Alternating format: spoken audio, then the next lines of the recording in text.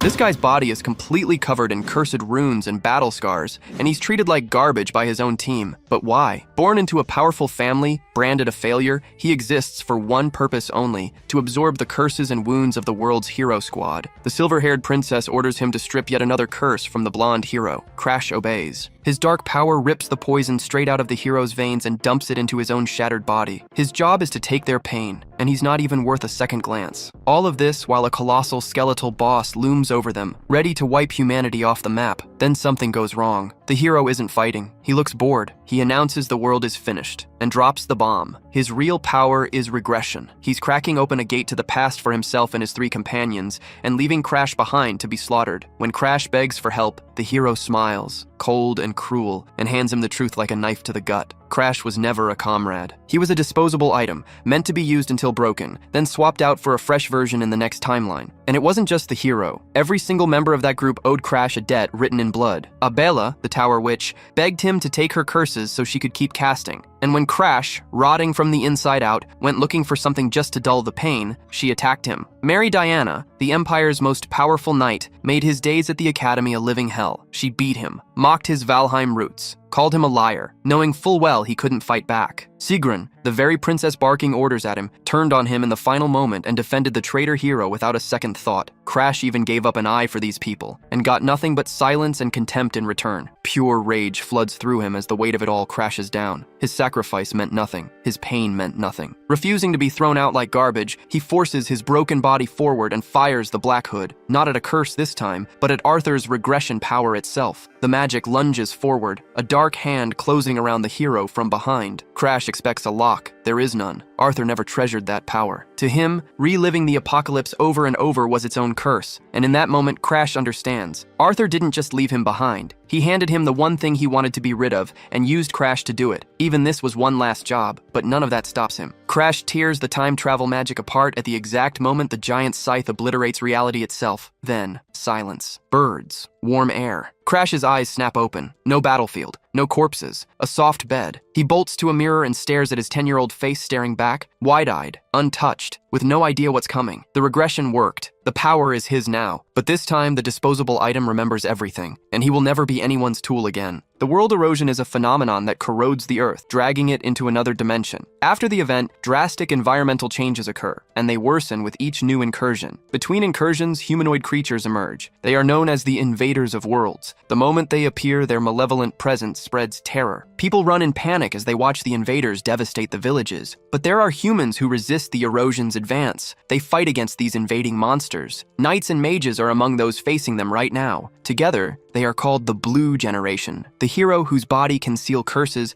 also joined the Blue Generation. In the end, he is treated like a vessel for curses and betrayed by his own comrades. Crash Valheim lived a miserable life until the day he woke up in the past. At 13 years old, he wakes up in shock, realizing his friend's magic worked and sent him back in time. He is in his old childhood room. Moments ago, he faced a deadly cold. Now he feels the summer heat. He understands that his gamble, using the Black Hood on Arthur, brought him back to Green Pine Manor. The magic not only worked, it also stole Lord Arthur's ability. Confusion floods his thoughts. He wonders how it was possible to steal his former comrade's ability. The Black Hood's ability can be used freely, with no apparent restrictions. However, to steal a target's possession, the user must unlock a lock generated upon activation. The lock's difficulty is based on the owner's affinity for the item. This increases the difficulty of the theft, an ability that could transfer 99% of the world's wealth to its wielder. It is a unique ability, with an absurdly difficult theft condition, making it extremely valuable. Crash knows that the greater the target's value, the more complex the conditions for the theft. This makes him question what was going through Lord Arthur's mind, because when he activated the ability, no lock appeared. The absence of the lock can only mean one thing. Arthur wanted to get rid of that ability. The man known as the King of Heroes wanted to abandon his power of regression. Now he remembers. He had noticed something strange about Arthur lately. He remembers the constant look of exhaustion on his face. The world's imminent destruction and the endless problems drove Arthur to madness. To the King of Heroes, his ability was a curse, and that is why he tried to make the others keep their memories. The goal was for them to return together, leaving the hero behind. The theft of the ability, however, means something much deeper. It means that the Arthur that Crash knew lost the ability and was left behind in the doomed world. There, he is crushed by the Blue Death Knight's meteor. The conclusion is clear that Arthur died to be free of the ability he saw as a curse. The hero laughs and hopes that Lord Arthur is happy and resting in peace. He does this even knowing that Arthur always despised him. After all, stealing curses is not something anyone can or wants to do. They never paid attention to the companion who suffered the most, always in the group's shadows. Back then, exhaustion and sadness consumed him, leading him to cry constantly. Now, he understands that Arthur just got what he deserved for being a piece of trash. In the Green Pine Mansion, the hero realizes his body is still very small. Seeing his reflection, he notices he is only 10 years old, with a small but already muscular frame. It is the result of wielding a sword every day to survive in the Valheim family, the strongest clan in the kingdom of Starlam. His presence in the Green Pine Mansion is proof that the trial ceremony has already happened. The Valheim family's trial ceremony is the ritual where each person's ability is revealed by a contracted god. The god's rank depends on the contractor's quality, but he was the exception among the blessed bloodlines of Valheim. With no martial talent and rejected by all the gods, he is expelled from the main house. That is why he is sent to the Green Pine Mansion, the destination for all the failures of the royal bloodline. Now, only he, the greatest failure of the Valheim family, knows something crucial. He knows about the end of the world, an apocalypse that not even the blue generation can stop. He wonders if he is capable of stopping this apocalypse. And, as a consequence, the complete destruction of the world he knows. Crash Valheim, now a child, punches the air with determination. He tells himself not to be sad. He still does not know if he will be able to stop the end of the world. But Crash is motivated and tells himself that he must stop it. If the world ends, he will die with it, and so he has no choice. Immediately, he starts thinking about the first step to prevent the apocalypse. At that moment, Ariad, his butler, appears to serve the young master. The hero is immensely happy to see that old Ariad is alive. As the sole butler of the mansion, he asks if the young master needs anything. Ariad is the butler who cared for the failure known as Crash Valheim. However, the poison his brother gave him will be used on the butler, marking his first betrayal at 14 years old. A girl eliminates multiple enemies with a single swift strike. A powerful aura emanates from her body as she strikes down her opponents. The knights are in shock, as a girl of only 15 has neutralized them all. She is the Sword Saint, Charlotte Valheim, Crash's older sister. Her talent is said to be a phenomenon that appears only once in a millennium. They know she is a genius from another bloodline, and that thanks to her, the Valheim family will never be extinguished. The one who says this is Belican, Crash's half-brother who actually wants to eliminate this entire bloodline. Despite this, they consider Charlotte a huge risk, though they comment that her mother is decent. The conversation then turns to the useless failure of the Valheim family. Belican reveals his plan to eliminate Crash and communicates his intention to old Aliad. He argues that the butler's career was cut short because of Crash, offering a motive for the elimination. Belican proposes that Aliad give Crash a poison, and in return, he will no longer have to worry about his daughter's treatment or money. The butler, however, hesitates, as he raised young Master Crash as if he were his own son. Noticing the hesitation, the half-brother cuts him off with a new argument. He asks if he is really going to choose to save someone else's son, instead of saving his own biological daughter. The weight of the choice makes the old butler Aliad reflect deeply. In the end, he concludes that he cannot save Crash over his own daughter. But in the past, events unfolded differently, and a young Crash trembles in fear. He cries as he sees Aliad on the ground, gravely wounded and spitting blood. The butler apologizes to the young master, confessing that his mission that day was to eliminate him. He confesses to this act, even while considering the young master as precious as a son. In that instant, he makes the decision to die in the little boy's place. Crash is crushed by guilt over his butler's death. Aliad eats the poisoned steak in Crash's place, using the poison his brother gave him for the task. Now, Crash approaches and asks the old butler when he intends to take that poison. Aliad is in shock at the question, as Crash knows he plans to poison him to save his own daughter. He states that sooner or later the truth would come to light. Afraid of forcing him to make an impossible choice again, Crash demands that he stop feigning ignorance. He knows this order would never have been given if he were not considered the family's failure. Aliad expected Crash to cry with rage or feel guilty about his betrayal, but the young master's reaction is completely different from what the old butler expected. He asks the butler to follow him. They walk to the library, and Aliad assumes the young master has come to study. The young master orders his butler to cut the wall. He states that the task will be easy, as Aliad is the butler of the Valheim family. The butler takes a few steps forward. He prepares himself and draws his sword. His magical energy activates, preparing preparing him for potential combat. Then he unleashes a strike that generates a powerful blast of wind. The attack destroys part of the wall with a clean and precise cut. Iliad is shocked to discover a secret passage in that location. As he watches the young master enter the passage, the butler notices something. Crash has become a completely different person. He now possesses the aura of a lord. The young man observes the secret location, and memories begin to surface. Before, everything in this place was consumed by fire, but in this reality, he has reached the location before the fire. The butler asks the young master if he wants the chains on the door to be cut. Crash replies that he will not be able to, and decides to test the power of the Black Hood ability. The darkness advances toward the padlock on the door and begins to destroy it. In the end, the chains holding the door break completely. In that instant, his butler is shocked by the ability the young master used. Crash removes the padlock, and Iliad asks if he has made a contract with a god. At this time in his life, he has not yet made such a contract. He then replies that the contract was made with an insignificant deity. The butler is confused when the young man asks him to report what happened in the library to his father. Until the day before, young Crash's eyes seemed empty and lifeless. Suddenly, everything changed the moment he made a contract with a god. He imagines that the young master has obtained a powerful ability and remembers that he shares the same bloodline as his sister, the greatest genius of the Valheim family. Even if he is not on Charlotte Valheim's level, the butler believes he can become very strong. For this reason, he decides to understand what has happened to the young master. He tells the young master that he will not report anything about the incident. Crash then understands a side effect of his regression to the past. His actions, different from before, have caused a change in Iliad. The Iliad who betrayed him now exists only in his memories. He thinks about Arthur's suffering and the possibility of having gotten rid of that ability. He plans to cure the butler's daughter's illness to earn his loyalty, increasing the number of pawns in his new life. His rude and impolite demeanor is a facade, a calculated act for the moment he cures the butler's daughter. But for now, the secret library is his only priority. As he opens the doors, a powerful purple light floods his vision. The shock is immediate, and his eyes widen at the scene. Suddenly, a beam of intense magical light erupts through the door, startling him. A chill runs through his body, even for someone who has endured countless curses on his journey. In that instant, there is no doubt that the book he seeks is in this library. His eyes are drawn to an intense light emanating from one of the shelves, and finally, he finds the book he has been looking for all this time. In these books, the ancestors considered failures of the Valheim family recorded their techniques and life memories. This is a product of humanity, a place where they kept their secrets to reach the pinnacle of power. At first, access was free, but it all became secret because of a single person. That person was Damaris Valheim. This man was the greatest failure in the history of the Valheim lineage, but he was also the one who, consumed by the world's erosion,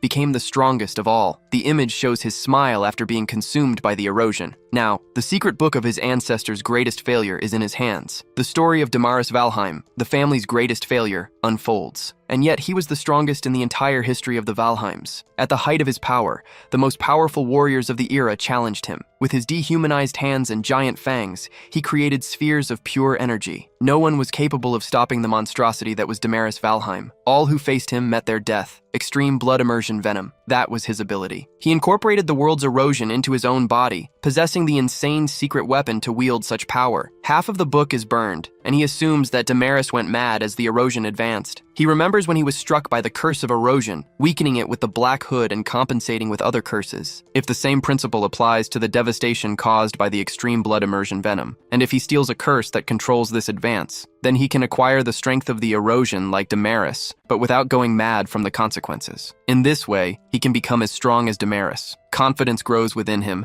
as the plan to control the venom and avoid insanity seems possible. Crash makes a request to his butler, Iliad. He orders that no one is allowed to enter the Green Pine Mansion. The butler obeys and leaves the library. Iliad intends to repay the young master's favor, and that is why he refuses Belican's offer. Belican is enraged by the refusal, especially when Iliad states that his true master is the young Crash Valheim. Belican's fury grows as he thinks about such a failure in the family, and even Charlotte's genius irritates him, all because her bloodline became an obstacle in his path. If it were not for her, both he and Lish would have kept their positions in the direct bloodline. The memory consumes him with rage. He lets out a scream and his butler approaches to ask if he needs anything. Belican orders the butler to go to the Green Pine Mansion, where the young master Crash is. He demands to know why Iliad changed his mind, but the butler replies that he cannot enter the mansion. Iliad blocks entry to everyone, including the head of the family himself. Belican is outraged by the audacity of them preventing the owner from entering his own property. The older brother explodes in fury against the younger one,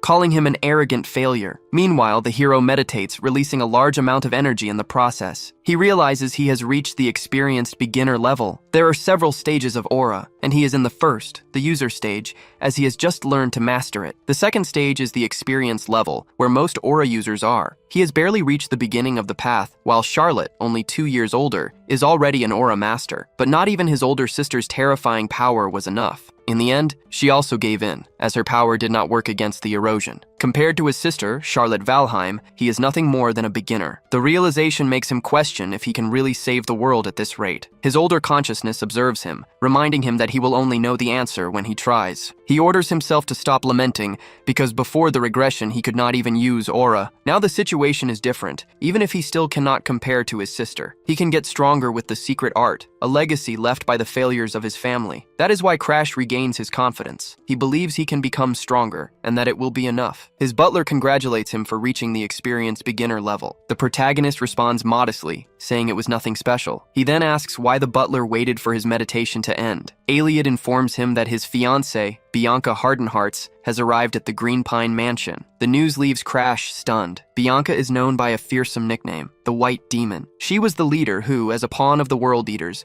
tried to destroy everything and earned that nickname by defeating the strongest Celestials. Now, she is just the youngest daughter of the Hardenhearts family. Their marriage is a political arrangement. The Hardenhearts rule the North, and the Valheims use this alliance to connect with a powerful martial family. Thus, the two children are mere instruments for their families. He has business with Bianca, but her visit is unexpected. Bianca is the youngest daughter of the Hardenhearts, the rulers of the North, and was born after her mother was taken by the curse of erosion. She carries the curse of the Snow Doll, a condition that left her devoid of emotions from birth. The curse struck her unbreakable soul and corrupted her body, preventing her from forming a contract with a god. She is treated as a cursed child, born in exchange for her mother's life. That is why Bianca is treated coldly by the Hardenhearts family. He wonders if Bianca hates him for some reason. As long as he does not steal her curse, there will be no reason for Bianca to hate him. After all, the Snow Doll is necessary to control the fury of the extreme immersion poison in her blood. He decides to change his clothes to receive her. He orders the butler to let her in so they can talk. 5 months earlier, Crash Valheim and the girl had a fight. He threw her out when he realized she only wanted the Valheim family's power. On that occasion, he demanded the apathetic girl stop pretending to be his wife. She showed no reaction, but the fight struck her deep in her soul. This is why Bianca was reluctant to go to the Green Pine Mansion. Her parents warned her that their survival depended on winning the young Valheim's heart. So, even though she wanted no part in the plan, she went against her will. She was told that the fate of the Hardenhearts family was in her hands. She reflects that if she were not being forced into marriage by her family, she would not be stuck with a loser like him. Despite showing no reaction, she feels uneasy and shows anxiety upon arriving at the mansion. The girl is certain that in an ideal reality, she would reject someone like him. Crash arrives to greet her, and the moment promises to be grim. However, he is kind and says he will reprimand the maid for serving hot tea to his fiancée Bianca. The girl shows no reaction to Crash Valheim's kindness. He comments on the weather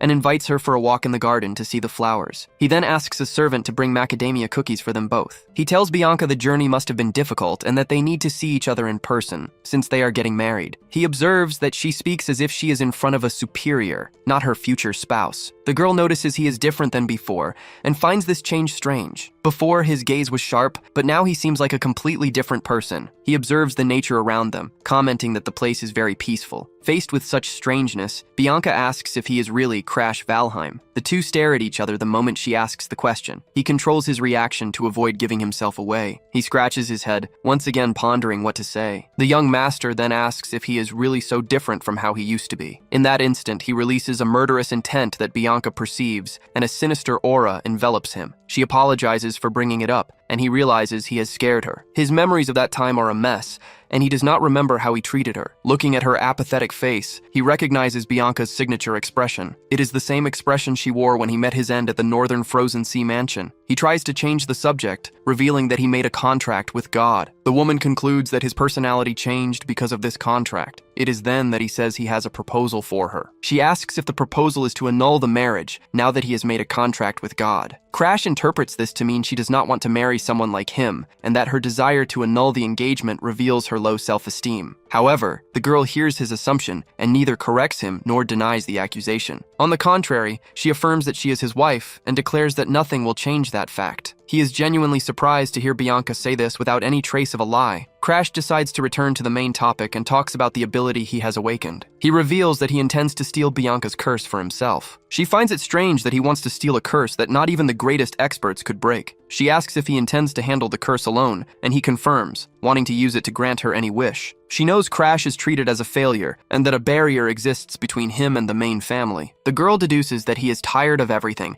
and wants to use her curse to erase his own emotions. She wonders if this is what they call a disease of the heart. After all, a mage once told her that when someone reaches their maximum mental potential, they get a disease of the heart. Succumbing to this disease can lead a person to take their own life, or to become kind, as if they were a different person. It is a dangerous time, where certain behavioral changes are warning signs of an imminent end. The mage warned her that if she ever met someone like that, she should stay by their side. In response, she holds Crash Valheim's hand and affirms that everything will be all right. She adds that he needs to learn to control his emotions without relying on the curse. She promises to visit him regularly, perhaps even live near him, and he is astonished, as he thought she hated him and rejected the marriage. Bianca replies that even if that were true, she would never abandon someone in danger. He understands that Bianca is the type to act without hesitation once she makes a decision, but she is interpreting everything wrong. He fears she will refuse to give up the curse, and for that reason, he decides to activate his ability immediately. He then activates the Black Hood's ability, which manifests and surrounds the girl. His hand passes through her and begins to steal the curse from her body. The condition for the unlock is activated, but something surprises him in the process. After all, the first condition requires him to become friends with Bianca. Crash realizes this will be a problem, as the curse is recognized as part of her body and holds value because she was born with it. To unlock the condition, he needs to become friends with the White Demon, a task more difficult than becoming her husband. If he sends her away, it is only a matter of time until she becomes the White Demon, so keeping her close is the best option. At this moment, following Bianca's suggestion is the best method, and he welcomes the opportunity to see his wife regularly. Then, the girl says she will first confirm with her father if she can live near the hero. She says goodbye, and Crash calculates he will have a month until her return, time he will use to read all the books on secret arts. The next day, inside the Green Pine Mansion, something happens. Bianca is back, to the hero's complete surprise. She announces that she will live with him in the mansion starting today, and that she expects to be well taken care of. The hero is in shock at the news that he will be living with the girl. The hero begins to awaken. He slowly opens his eyes. He then notices that the girl is sleeping by his side. He wonders if Bianca decided to sleep by his side again. He thinks that if a visitor saw them like that, they would misunderstand the situation. She wakes up, wishes him a good morning, and asks what he is doing there. The protagonist asks Bianca the same question. Afterward, he begins his long and habitual meditation routine. As he stops to think,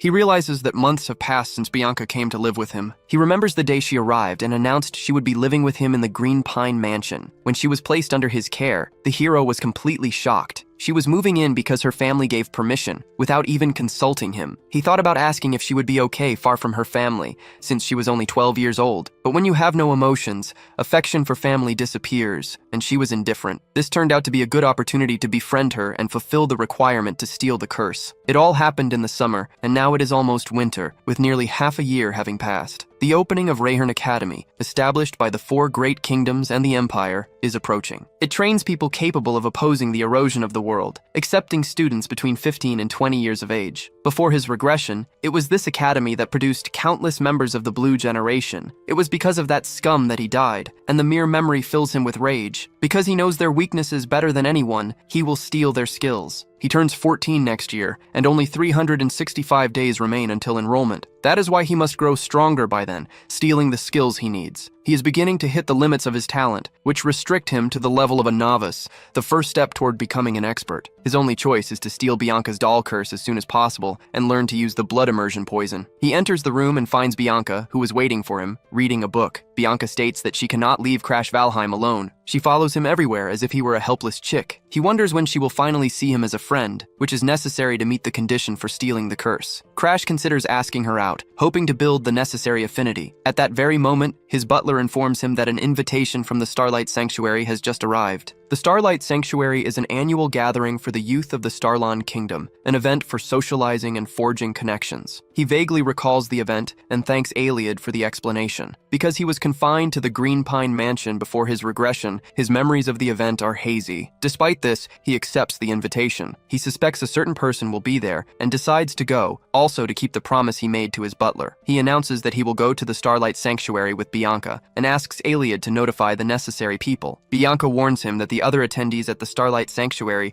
will surely try to criticize him. He knows she is right, but he is more worried about what they might say to Bianca. She, however, does not back down and affirms that she will go with him to the Starlight Sanctuary. He argues that it is his duty as her fiancé to protect her from such situations. He clarifies that he is not asking as her fiancé, but because he wants to know her true feelings. She sees the look of pity on his face, and it bothers her once again. For the past few months, Crash has treated her with a strange and unexpected kindness. He takes her with him to the library and even asks what she wants for breakfast. He lets her sleep peacefully under a tree while he tends to his own affairs. The girl feels genuinely happy to be treated with such kindness, something she never experienced in the Hardenheart household. It gets to the point where she almost forgets the terrible first impression she had of him. She realizes she is starting to like Crash and states that she wants to go with him of her own free will, not just as his fiancé. Crash is visibly surprised to hear Bianca's words. In light of this, he agrees to let her accompany him to the Starlight Sanctuary. They depart by carriage, passing the Grand Garayu Pavilion on the way. She notices that he has rented out the region's most famous landmark entirely and realizes the immense wealth they possess. In this world, the reason nobles are respected is because they fight the world's erosion in place of the commoners. And yet these party-obsessed people are considered the future of Starlon. At that moment,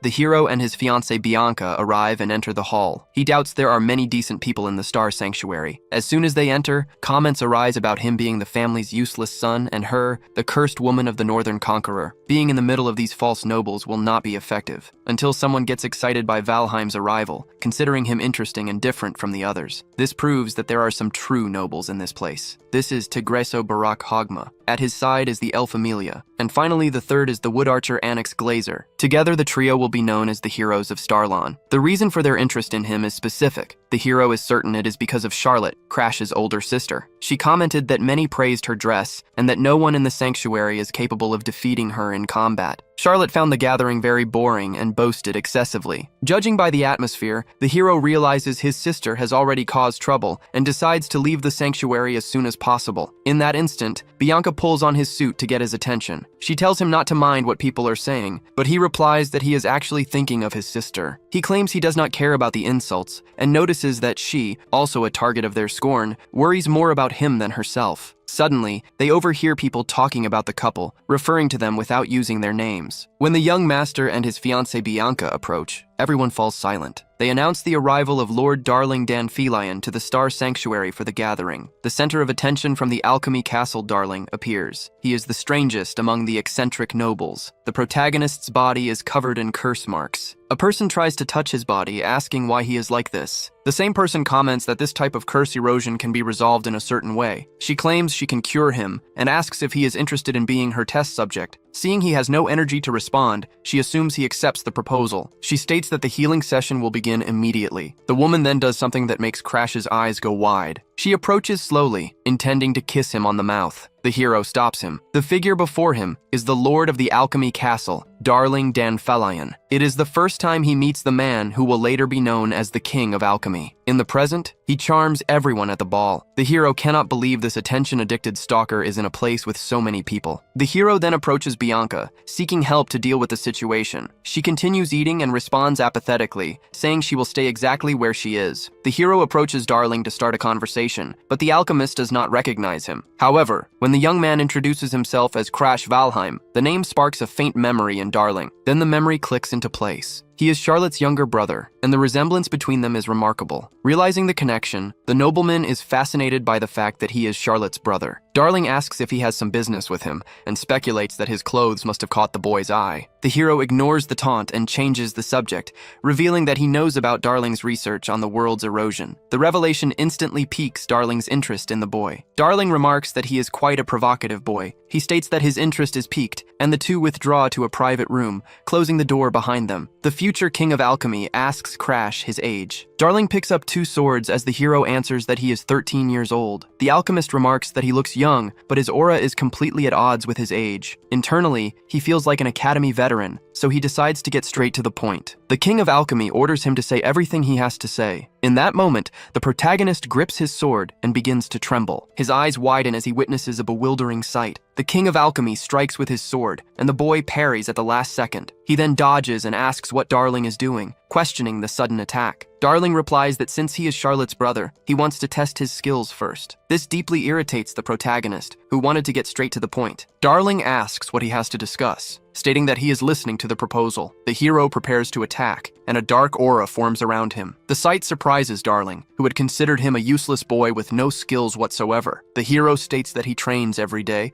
and warns Darling not to use his techniques against a student. He mentions curse enhancement and says he could help the king of alchemy with that matter. Darling asks what he knows about alchemy to justify proposing a partnership. Hearing the question, the protagonist stares at the future king of alchemy in silence. He then leaps into the air and spins his body. He places his sword against Darling's neck, ending the fight. He then states that the subject is the research to neutralize the world's erosion curse. He adds that the dispersers have not yet managed to break it using other curses. But to become a first-class alchemist, Darling needs to validate this research. Knowing this, the hero wants to help Darling become a great alchemist. He promises to help him by using his ability to steal curses. The offer leaves the eccentric nobleman in shock once again, as he realizes the boy has an aura and is not useless and unskilled. Darling realizes that if the boy's words are true, this will be the perfect opportunity to test the supply and demand of curse neutralization. He asks if he can become his boyfriend in return, but what Crash wanted was a remedy to reduce the curses. Mixing remedies is Darling's specialty, and he confirms he will do what was asked. The Blue Generation had extraordinary abilities, but still failed to prevent the world's destruction. That is why a useless person like him needs to use every means possible, including remedies. Darling had heard he lost his motivation from being compared to Charlotte, but now he realizes that was a lie. While she is an overwhelming genius, he is a twisted individual. The eccentric and utterly distinct nature of the siblings excites Darling. In response, he asks the young man a direct question. He asks if the boy intends to attend Rahern Academy. With a confident look,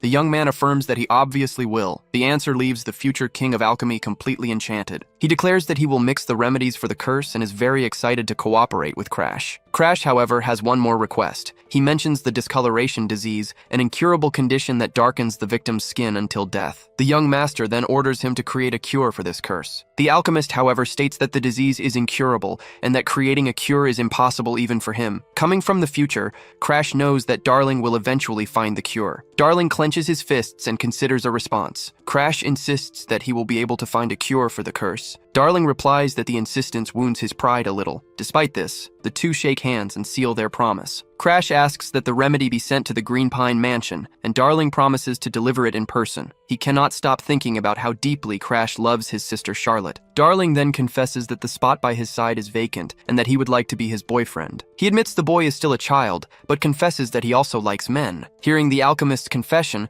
the young man becomes visibly frightened. He starts running the instant the king of alchemy declares him his future lover. Crash remembers that Darling was the exact same type of man in his previous life. Back at the sanctuary, he notices a crowd forming a circle around some kind of scene. With a grim expression, he runs to see what is happening. In the center of the circle, a man holds Bianca by the arm, but her expression remains indifferent. Even with her arm gripped tightly, her thoughts are only of Crash. The moment he appears, she calls his name with an apathetic gaze. In that instant, Crash lands a kick on the man holding Bianca's arm. The impact sends the aggressor flying, making him crash into a table. The man was trying to take his fiancée by force. In response, Crash confronts him and demands to know what he thinks he is doing. He questions why the man dared to take his betrothed against her will. The man reacts in shock to the accusation. Crash points out that he was putting his hands on a 12-year-old girl, his fury evident. He asks if the man has that kind of taste, and the frightened guard vehemently denies it. The man defends himself, claiming he was only following orders from Princess Claudia. Crash is surprised to hear the name Claudia Stalin. The second princess ordered him to take Lady Bianca,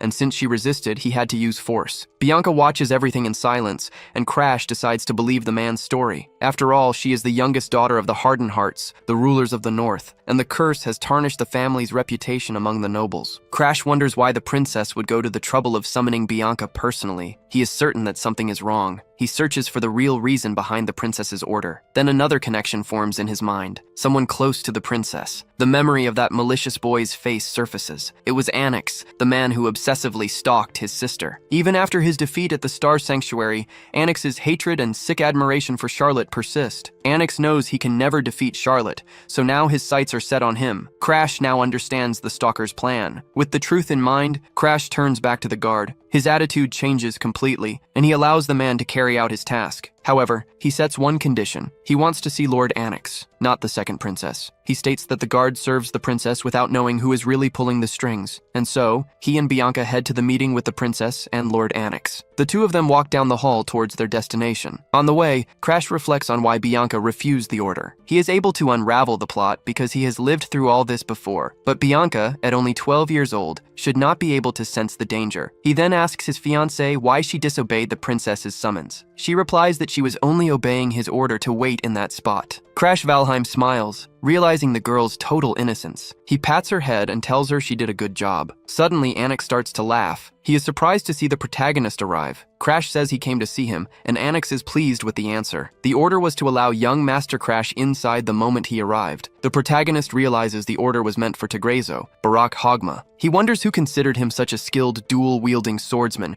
and where it all went wrong. Crash is relieved to learn that Annex gave an order to help him. Annex is curious about Crash Valheim and wants to fight him. Crash fought Charlotte, even though it is forbidden in the sanctuary, and that is why Annex believes facing him will be easy. Although both are experts, Annex's level is higher and his battle sense is unpredictable, making it impossible for Crash to read his movements. Before facing Annex, Crash wants to avoid a confrontation with this man, but seeing the look in Tegreso's eyes, he knows his opponent will not give up the fight so easily. Tegreso clenches his fists, concentrating his mana for a powerful punch. The massive blow hurtles toward Crash, who dodges and prepares a counterattack. He slides to evade Tegreso's attack. Tegreso performs an acrobatic flip to dodge the protagonist's strike. Crash gets back on his feet, ready for another attack. He kicks Tegreso with all his strength and the blow connects. His gaze is one of rage and precision fixed on his enemy. Then he unleashes the 1-inch punch on Tegreso. The impact slams his enemy to the ground, knocking him unconscious. The protagonist sighs, ending the fight quickly and easily. Moments later, he wakes up and accuses Crash Valheim of being cruel. Crash replies that he was the one who challenged him, and that he could have avoided the fight. Now, Tegreso says he will get his weapon so they can fight again. The young master asks if Tegreso can even continue the fight. Even though he is injured, he smiles, confident about a second round. However, he suddenly collapses from the damage sustained in the fight. He passes out completely, unable to continue to a second round. He explains to Bianca that he used a secret family technique in the fight. The 1-inch punch came from a failure of the Valheim family. It is a secret technique that unleashes maximum destructive power at close range and causes internal damage. Before his return, it was the only technique he managed to salvage from the burning mansion. Thanks to it, he survived countless life-or-death situations. He used his best technique, and he knows Tegreso will not be getting up for a long time. He says they can now enter the hall since their opponent will no longer be in the way. They open the door, ready to face their targets. They find a man and a woman leaning on the balcony of the sanctuary. Someone approaches and calls for Baal. The man finds it hilarious that they managed to defeat Barak Hogma. Crash knows that Annex used the second princess to lure him to this location. He realizes Annex is not here for her, but came directly for him. Annex concludes the rumors are false, since Crash figured it all out on his own. Crash challenges him to a duel and declares there will be a consequence if he loses. He states that the rumors will change after this fight because he intends to steal his ability. If the rumors call him a failure, then defeating him today will change that story. Annex Glazer watches Crash as he speaks. They were together from the academy to the Blue Generation. In his past life, they were old friends. They went through many trials together,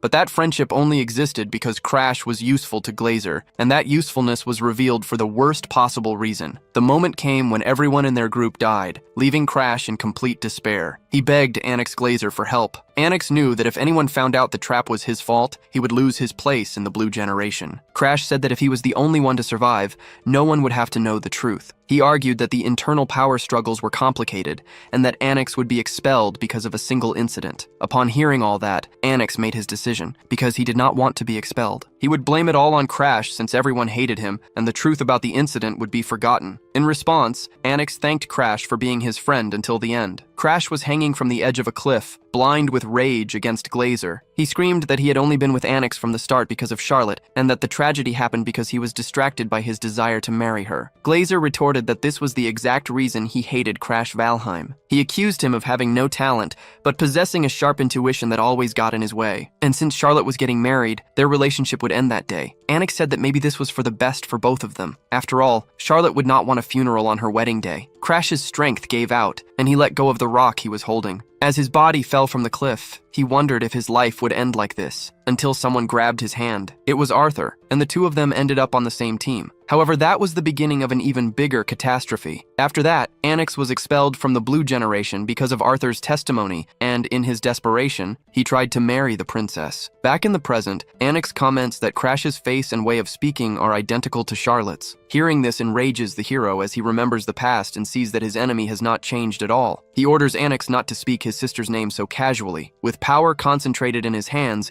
he charges toward the enemy. He declares that just like his sister, he never runs from a fight and always goes on the attack. Anix Glazer shows no reaction. A tree erupts from the ground to block his punch. The hero grabs the branch, preparing an acrobatic move. He then vaults onto the branch to launch another attack, but the branch beneath his feet begins to break apart. It coils around his ankle as if it were alive. Then the tree root grabs him by the foot and hurls him away. He slams into the ground, and more branches instantly erupt to pin him down. He finally breaks free from the branches and takes a fighting stance once more, but exhaustion begins to set in. Just as he predicted, this is a difficult fight. Anix asks if that is all he has, and suggests he use a weapon against the Glazer family's secret technique, the Celestial Wood style. He combines his recovery ability to manipulate various plants, reinforcing them with his aura. The hero picks up a piece of wood and asks if this is the weapon he wanted. He declares he will fight using the same kind of branch his opponent is so fond of. Glazer is insulted by young Master Valheim's attitude. He challenges him to block his root attacks with nothing but that small branch. In that instant, the boy rushes forward, dodging every attack with apparent ease. His agility surprises Glazer, who watches him evade every strike. It would make sense if he were a genius like Charlotte, but he is just the family failure. Glazer wonders if he has awakened the mind's eye. To Crash, he is no different from any other enemy, and that is his greatest advantage. Because in his past life, he saw these same skills until he was sick of them. He knows that Anix is easily distracted whenever he thinks about Charlotte. Taking advantage of a moment of silence, the hero realizes his opponent is thinking about Charlotte again. In response, Anix uses his magic to summon an enormous tree trunk for his next attack. The hero shields his face from the cloud of dust rushing toward him. Anix uses the fifth form of the Celestial Wood style to create a monster, the Wooden Giant. He warns that the fight is about to get harder and tells his opponent to be careful. The princess watches and says that Anix should not have done that. After all, if young Master Crash takes a direct hit, there will be a serious problem. As she fears the irreversible consequences, the Wooden Giant readies a punch aimed at the boy. The hero, however, shows no fear. He already seems to have a plan to deal with the threat. Among the books in the mansion's library, there is a tiny secret manual. Its author, an ancestor of the family, was a man with no talent who wielded his sword until the age of 80, repeating the same training infinitely. The manual, written in his final years, is short and describes swinging practices and a technique that requires total unity between the swordsman and the sword. However, having faced similar situations many times because of his curse, he understands the ancestor's secret technique. He and the sword become one, and he swings it in a single motion. In that strike, he accesses a specific dimension and delivers a clean cut that eliminates the Wooden Giant. He defeats the monster using only a branch, not a sword. The princess is in complete shock at the scene. Anix Glazer also cannot believe what he sees. Our hero emerges from the smoke, drawing his opponent's attention. He throws the branch on the ground and warns him not to be so arrogant next time.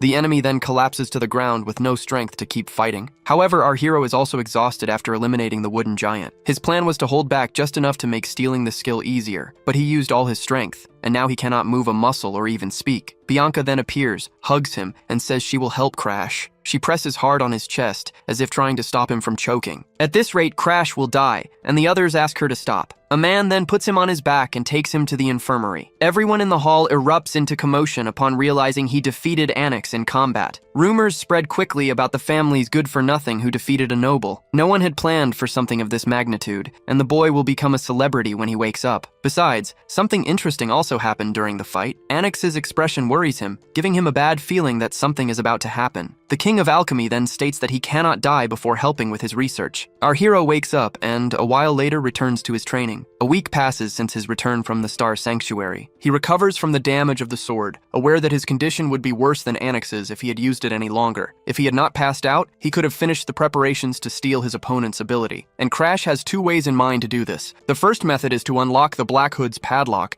and the second is to induce the opponent. The method he intends to use is the second one. This method is considered easy, as long as one can overwhelmingly defeat the opponent. Since the Wooden Giant fell with a single attack, the doubt Anix feels spreads like waves. Losing to the worthless man he despised makes him doubt his own abilities. Even if it takes time, his recovery ability will eventually belong to Crash. This is because he intends to train every day for the next year, until the academy, to overcome his genes. In that instant, his butler appears to address the young master. He informs him that Belican, his older brother, has just arrived at the Green Pine Mansion. Unable to ignore his presence any longer, he allows his brother to enter the mansion. Bianca offers him a glass of water after his intense training. She also comments on the smell of his sweat. He knows that impurities are expelled when expanding his aura, and he did not even notice the foul smell. She asks if he should not take a bath before meeting his brother. Faced with his refusal, she asks him to stay away because of the odor. He asks if she is giving orders to her own fiancé. He realizes how much Bianca has grown after the recent events. Then, she starts running away from him, which surprises him. He sees her as a younger sister and cannot resist teasing her. His acquaintances from before the regression would be watching him coldly now. He immediately thinks of Lord Arthur's reaction, which would be completely apathetic. He believes Arthur would call him soft and say that at this rate, he would not be able to stop the world's destruction. Thinking of Arthur makes his mind wander for a moment. He hates to admit that, except for the final moment, Arthur was always a hero on the front lines who never let his guard down. The teasing is interrupted when his older brother finally appears. Belican Valheim notices the two are having fun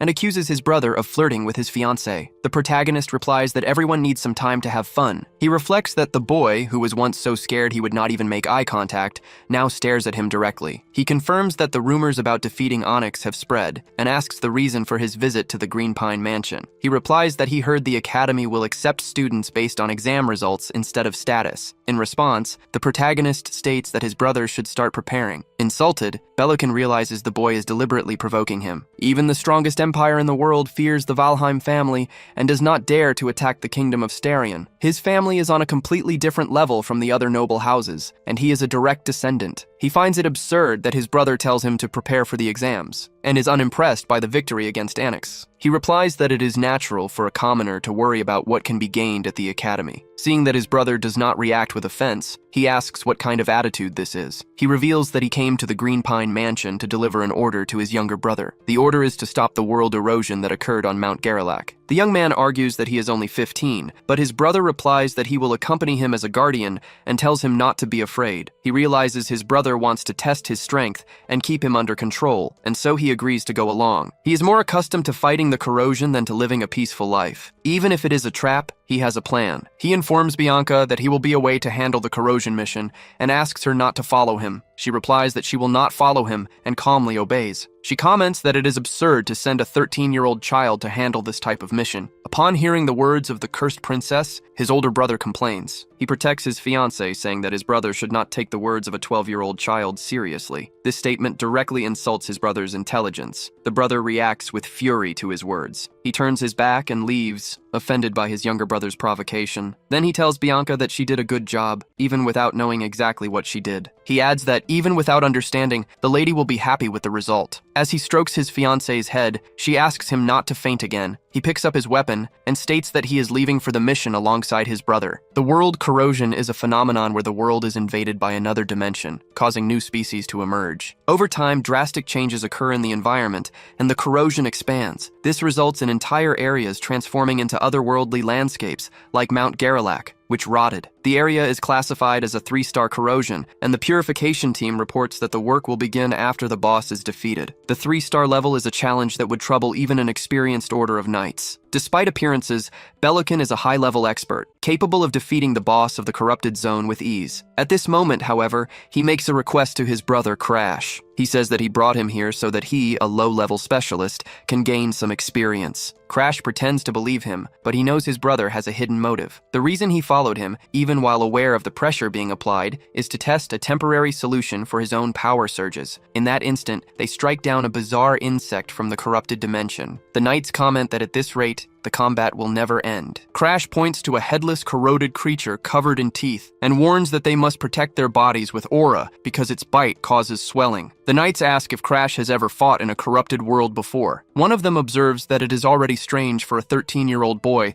to get so close to his own like this. His brother comments that for someone so useless, he is far too calm in his first corrupted zone. After all, when he himself saw a corrupted zone at 15, his pride was shattered. He wonders how his younger brother can give advice to the knights. a reaction completely different from his own first experience. Seeing the smile on Crash's face, he tries not to compare himself to the boy. His ego is already shaken by his younger brother's performance. He grips the sword with trembling hands, watching his brother instruct the knights. Then, he activates an aura that envelops the blade of his sword. A specific hypothesis forms in his mind. He fears that Crash, just like Charlotte, grows to surpass him. In that scenario, Bellican becomes the useless one of Valheim, a fate he refuses to accept. In that instant, he charges forward and attacks some nearby monsters. He warns that they are approaching the boss area, and then steps into a red mist. Bellican comments that they are lucky, as the situation seems easier than his first time, with no other corrupted species besides the boss. The hero retorts that this is all the more reason to keep their guard up, as the situation is too strange. He suspects there must be a 3-star boss powerful enough to maintain all the corrosion by itself. His brother orders the knights not to be scared or shaken by the child's words. He claims that it is just a 3-star boss,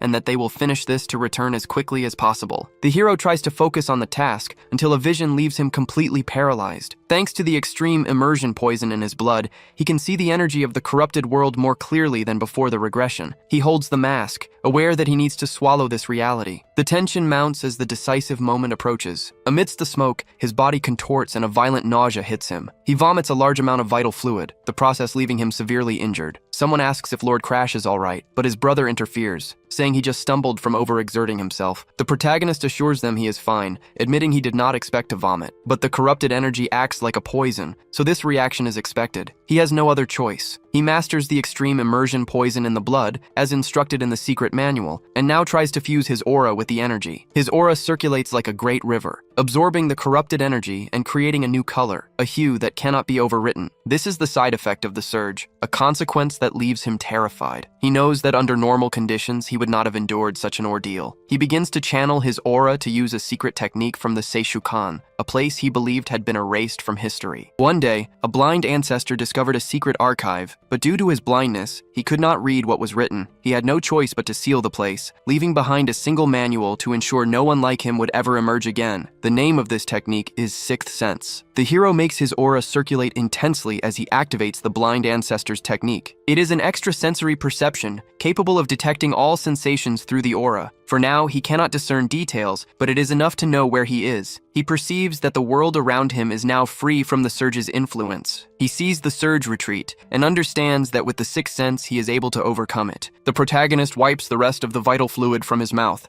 as a new thought takes shape. He knows this is a temporary solution, as an outbreak can occur at any moment when absorbing energy from the corrupted world. In that case, he still needs the ability of Bianca's cursed doll. Even though it is just a containment measure, the fact is that he can resist. It is the first time he manages to evolve to the next level, and then he feels something strange. He turns his head back, because he senses an enemy has appeared. In that exact moment, a bizarre creature emerges behind him. The malevolent creature remains with its eyes closed, until it opens them, emanating a red light. Our protagonist stands before the area boss. Before him stands a giant red being, a mixture of a worm and a lion's body. He warns everyone that this chimera is the level 3 area boss. The bizarre monster lets out a great roar to intimidate them all. Bellican, the protagonist's older brother, widens his eyes in shock. The protagonist reacts the same way as his brother, terrified in the face of the monster. This monster is Senganki, the demon of 1,000 faces. It prepares for combat. He orders everyone to prepare for the impending battle. The protagonist's older brother begins to envelop his sword in ice. Immediately after, he energizes it with fire. Then, the sword grows and becomes completely engulfed in flames. Bellican's ability is always impressive, with immense destructive power. The protagonist knows this is Ignis, the sermon ability. This same ability burned his arm in his past life, when his brother wanted to show the power gap between them. Now, he watches Bellican ignite his sword to defeat the enemy. Before the regression, his brother was completely insane. Now, he shows a very different demeanor, and the protagonist wonders if he is normal. However, the protagonist hopes that he has changed. Suddenly, a skill is used and steals someone's face. One of the knights comments that it is a curse that erases faces. He adds that even the most experienced have trouble against those 8 arms. If the situation has come to this, the only choice is to flee. But the protagonist's older brother disagrees and orders them to fight. He unleashes a flaming slash against the creature they face in combat. The creature starts to catch fire,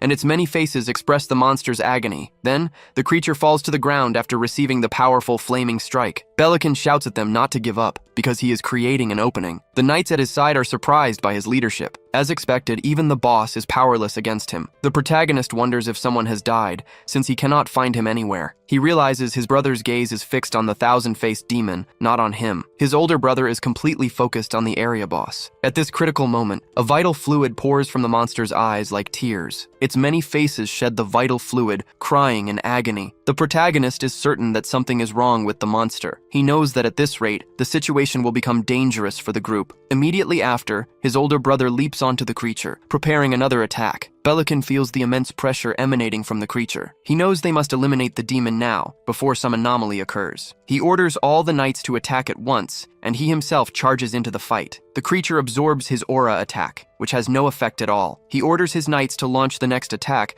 before the monster transforms any further. After all, the Knights of Valheim should not be intimidated by something like this. He asks what exactly they are doing, noticing that they are all standing still. Then, the protagonist's older brother realizes he has fallen under the curse of the thousand-faced demon without even touching it. He feels a strange sensation as his face begins to melt. He realizes he is caught in the curse. His face is erased, and he stands motionless before the monster. Suddenly, rain begins to fall, and a storm approaches. The protagonist realizes the situation is turning against them. The brothers feel they are going to die in this dire situation. He is certain that at this rate, his end is all that awaits. The thousand-faced demon is nearby, and he wonders how far they have come. The conclusion is that they have walked for a long time without reaching the outside, which means the world corrosion is an enclosed space. He thinks they cannot leave unless they defeat the demon. The thought that this is his end begins to take hold of him. He has visions of Charlotte, who speaks to him. She advises Belican on how he can survive. He tries to flee from the creature, which pursues him with full force. He is terrified by the creature's size and its obvious level of danger. He draws his sword and imbues it with a flaming aura to face the demon. He smashes his sword against the creature's immense hand,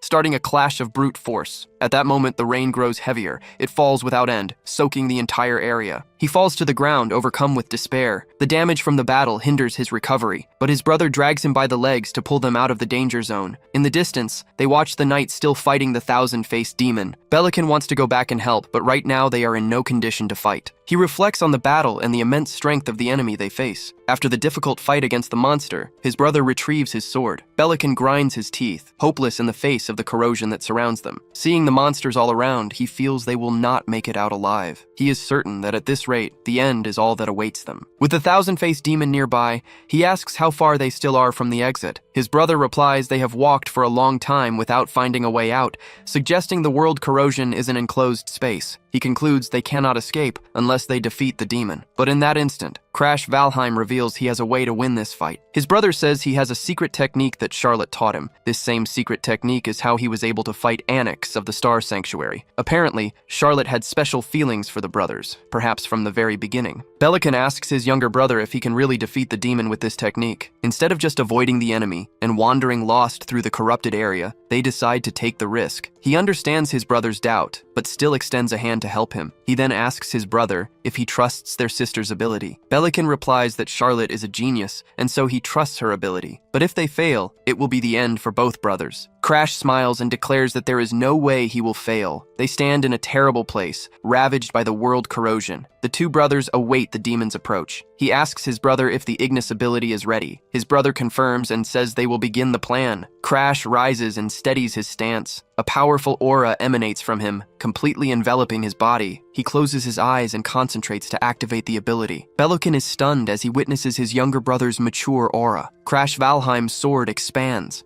continuously releasing energy. His brother wonders what kind of focus this is, what kind of aura surrounds him. He has never seen such a pure aura before. He hesitated when Charlotte asked to add the flames of Ignis to her secret technique. Despite all his practice, he never mastered that aura, but his brother somehow did. Crash asks for some of his brother's Ignis, and he complies. He hands over his fire magic, concentrating the power at the tip of the sword. Crash is engulfed by his brother's Ignis magic, and his body is covered in flames. His sword also grows, its blade consumed by embers. He then points out a problem to his brother. He says he cannot maintain the technique for long, and asks his brother to buy him time. His brother watches the flames, burning with an intensity he himself could never achieve. With that sword, he can likely defeat the demon of 1,000 faces. He remembers how he lost his subordinates in an instant, and how he could only run for his life. If Crash defeats the demon, it will mean something. It means he is weaker than the Valheim family's failure. Crash needs just one strike to end the demon. He prepares the strike, his sword wreathed in the flames of his brother's Ignis. He unleashes the attack perfectly, right before Belican's very eyes. It is a single strike, meant to defeat the monster cleanly. As Belican watches the scene, he is left in shock. The creature is engulfed in flames, and with a single strike, the boy finishes it. With the creature's death, the raging storm ceases, and the sky begins to shine again. Seeing the sun, Crash calls out to his older brother. He says the terrible situation is finally over. Belican is shocked to see how easily he accomplished it all. He begins to laugh and draws his sword. He screams at his brother, intending to eliminate him. He strikes with his sword, but Crash defends, using Ignis magic on his own blade. Belican is shocked to see it. He wonders why he cannot use Ignis, and Crash thanks Belican. He thanks his brother for never changing, for being so predictable. The conditions to unlock Belican were clear. First, he had to willingly give a part of his Ignis to an opponent. Second, he had to acknowledge that this person controlled Ignis better than he did. And finally, his pride had to collapse. As this happens, Crash attacks his brother, severely wounding Belican. The flames finally incinerate the monster completely. He tears a piece from the monster with his sword. He remembers how, in the beginning, he only wished to get along with his brothers, but no matter how hard he tried, that wish never came true and he was never loved by his brother. The cause of it all was the hostility of Belokan Valheim. He still holds a spark of hope that, this time, Belokan will recognize him as his brother. With no other choice, he forces the piece of the monster into his brother's mouth. Seeing him writhe in pain, he recalls the sensation is the same as when he was burned on his arms and face. That is why he just watches his older brother writhe in agony. He watches until his brother's legs stop moving. Ignoring the scene below, he raises his gaze to the sky. He notes the irony of such a beautiful day and lets out a low laugh. The news that Lord Belokan's Order of Knights has been decimated is announced at the main Valheim house. The corrosion level is raised to 5 stars, requiring a high-class specialist to defeat the monster. The story told is that if Lord Belican had not sacrificed himself, Crash would not have survived. Belican's personal butler weeps on hearing that his master sacrificed himself to save the useless member of the family. The head butler of Valheim announces that the brother saved by Belican's sacrifice is present. He listens to the conversation, where they state that Belican's honorable death cannot be in vain. He realizes they believed his testimony, and that he no longer needs to worry about it. Thanks to his brother, he obtained many results on this expedition. He confirmed that he can control the surges that occur in his 6th sense. He became more adept in the use of the extreme blood immersion poison, and through Ignis, he even gained the power of the black flames. Ignis is an ability that can set anything on fire, and when applied to the power of world corrosion, it acquired the effect of the dark flame. His only problem to solve at the main house is the investigation into the abnormal phenomena in the world corrosion zones. He knocks on the door and receives permission to enter, hearing that the cause of the erosion is still unknown. Even if it is the work of a world corridor, its main body is submerged in an eternal dream, and it can only see the real world through its undead minions. He fears running into one of them now that they have started to move. Saphira, a 4th-class investigator from the World Corrosion Investigation, is waiting for him. He notices a black star on the woman's neck. The sight of the black star leaves him in shock. He thinks that he did not expect to find her so soon. He calls her an undead and states that he wishes to make a contract with her. He points his finger at her and declares that he will erase her immortality. She smiles, realizing that he is the regressor. Surprised, she drops her disguise and reveals her true sinister form. The Crimson Immortal, Garden August, is imprisoned. In the previous timeline, under Arthur's orders, an attempt to steal her immortality fails. Arthur explains that the Immortal will be trapped in a cycle of regeneration, unable to command her forces. The reason the Immortal has so many minions is that a curse prevents her real body from moving. The woman questions what is so regrettable about this, recalling the problems they faced when she raised the level of the corruption zone. Lady Sigrun warns her not to feign innocence, even if that was not her true intention. Arthur interrupts, stating that this will solve the Immortal's problem and orders an end to the useless discussion. For him, however, the situation is a shame. He regrets that Crash failed to steal the curse of immortality. Even if the boy is reborn, the task will remain impossible for him. The condition for success is absolute. He would need to become stronger than the Immortal herself. Back in the present,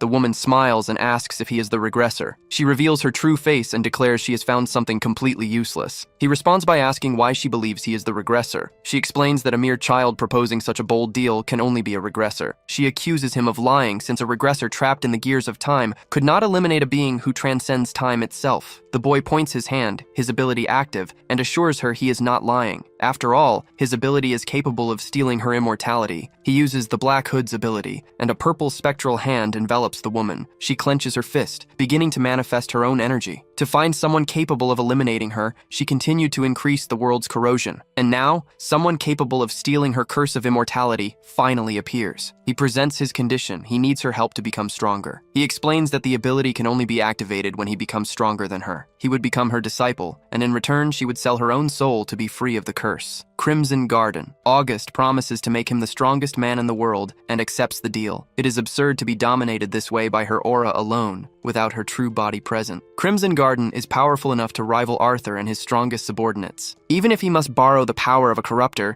he needs to stop the corrosion that annihilates the world. In this life, the regression ability has returned to Arthur, making it impossible for him to regress again by his own will. If the world is destroyed again in this life, his own existence will disappear. That is why, from now on, he and the Crimson Immortal will work together. When he calls her Crim, the woman reacts with surprise. She says his name, Crash, out loud. She places her hand on his head and orders him to call her master. With that settled, he finally sets off for his home. He explains that he came to this place many years ago, but he does not live here anymore. Valkyrie, the Lady of Valheim of the Direct Order of Knights, appears, and he can barely recall his own parents' faces. His mother explains that she did not reveal herself at the Pine Mansion, but became interested after hearing rumors about his changes. She introduces herself as his mother. She informs him that the Lord of the House wanted to see him immediately upon returning from the Forbidden Domain. His father traveled to a demigod's realm and, through the stars, sensed something related to his son. For that reason, Arya instructs him to remain at the main house until his father returns. He refuses to waste time at the main house because his fiancée Bianca is waiting for him. He says he will return when his father arrives and calls for him, a response that surprises his mother. Through the window, she watches him leave. She reflects that maybe his father can see him in person, and so he takes a carriage and arrives in a village. The journey continues along a simple dirt road. He feels free,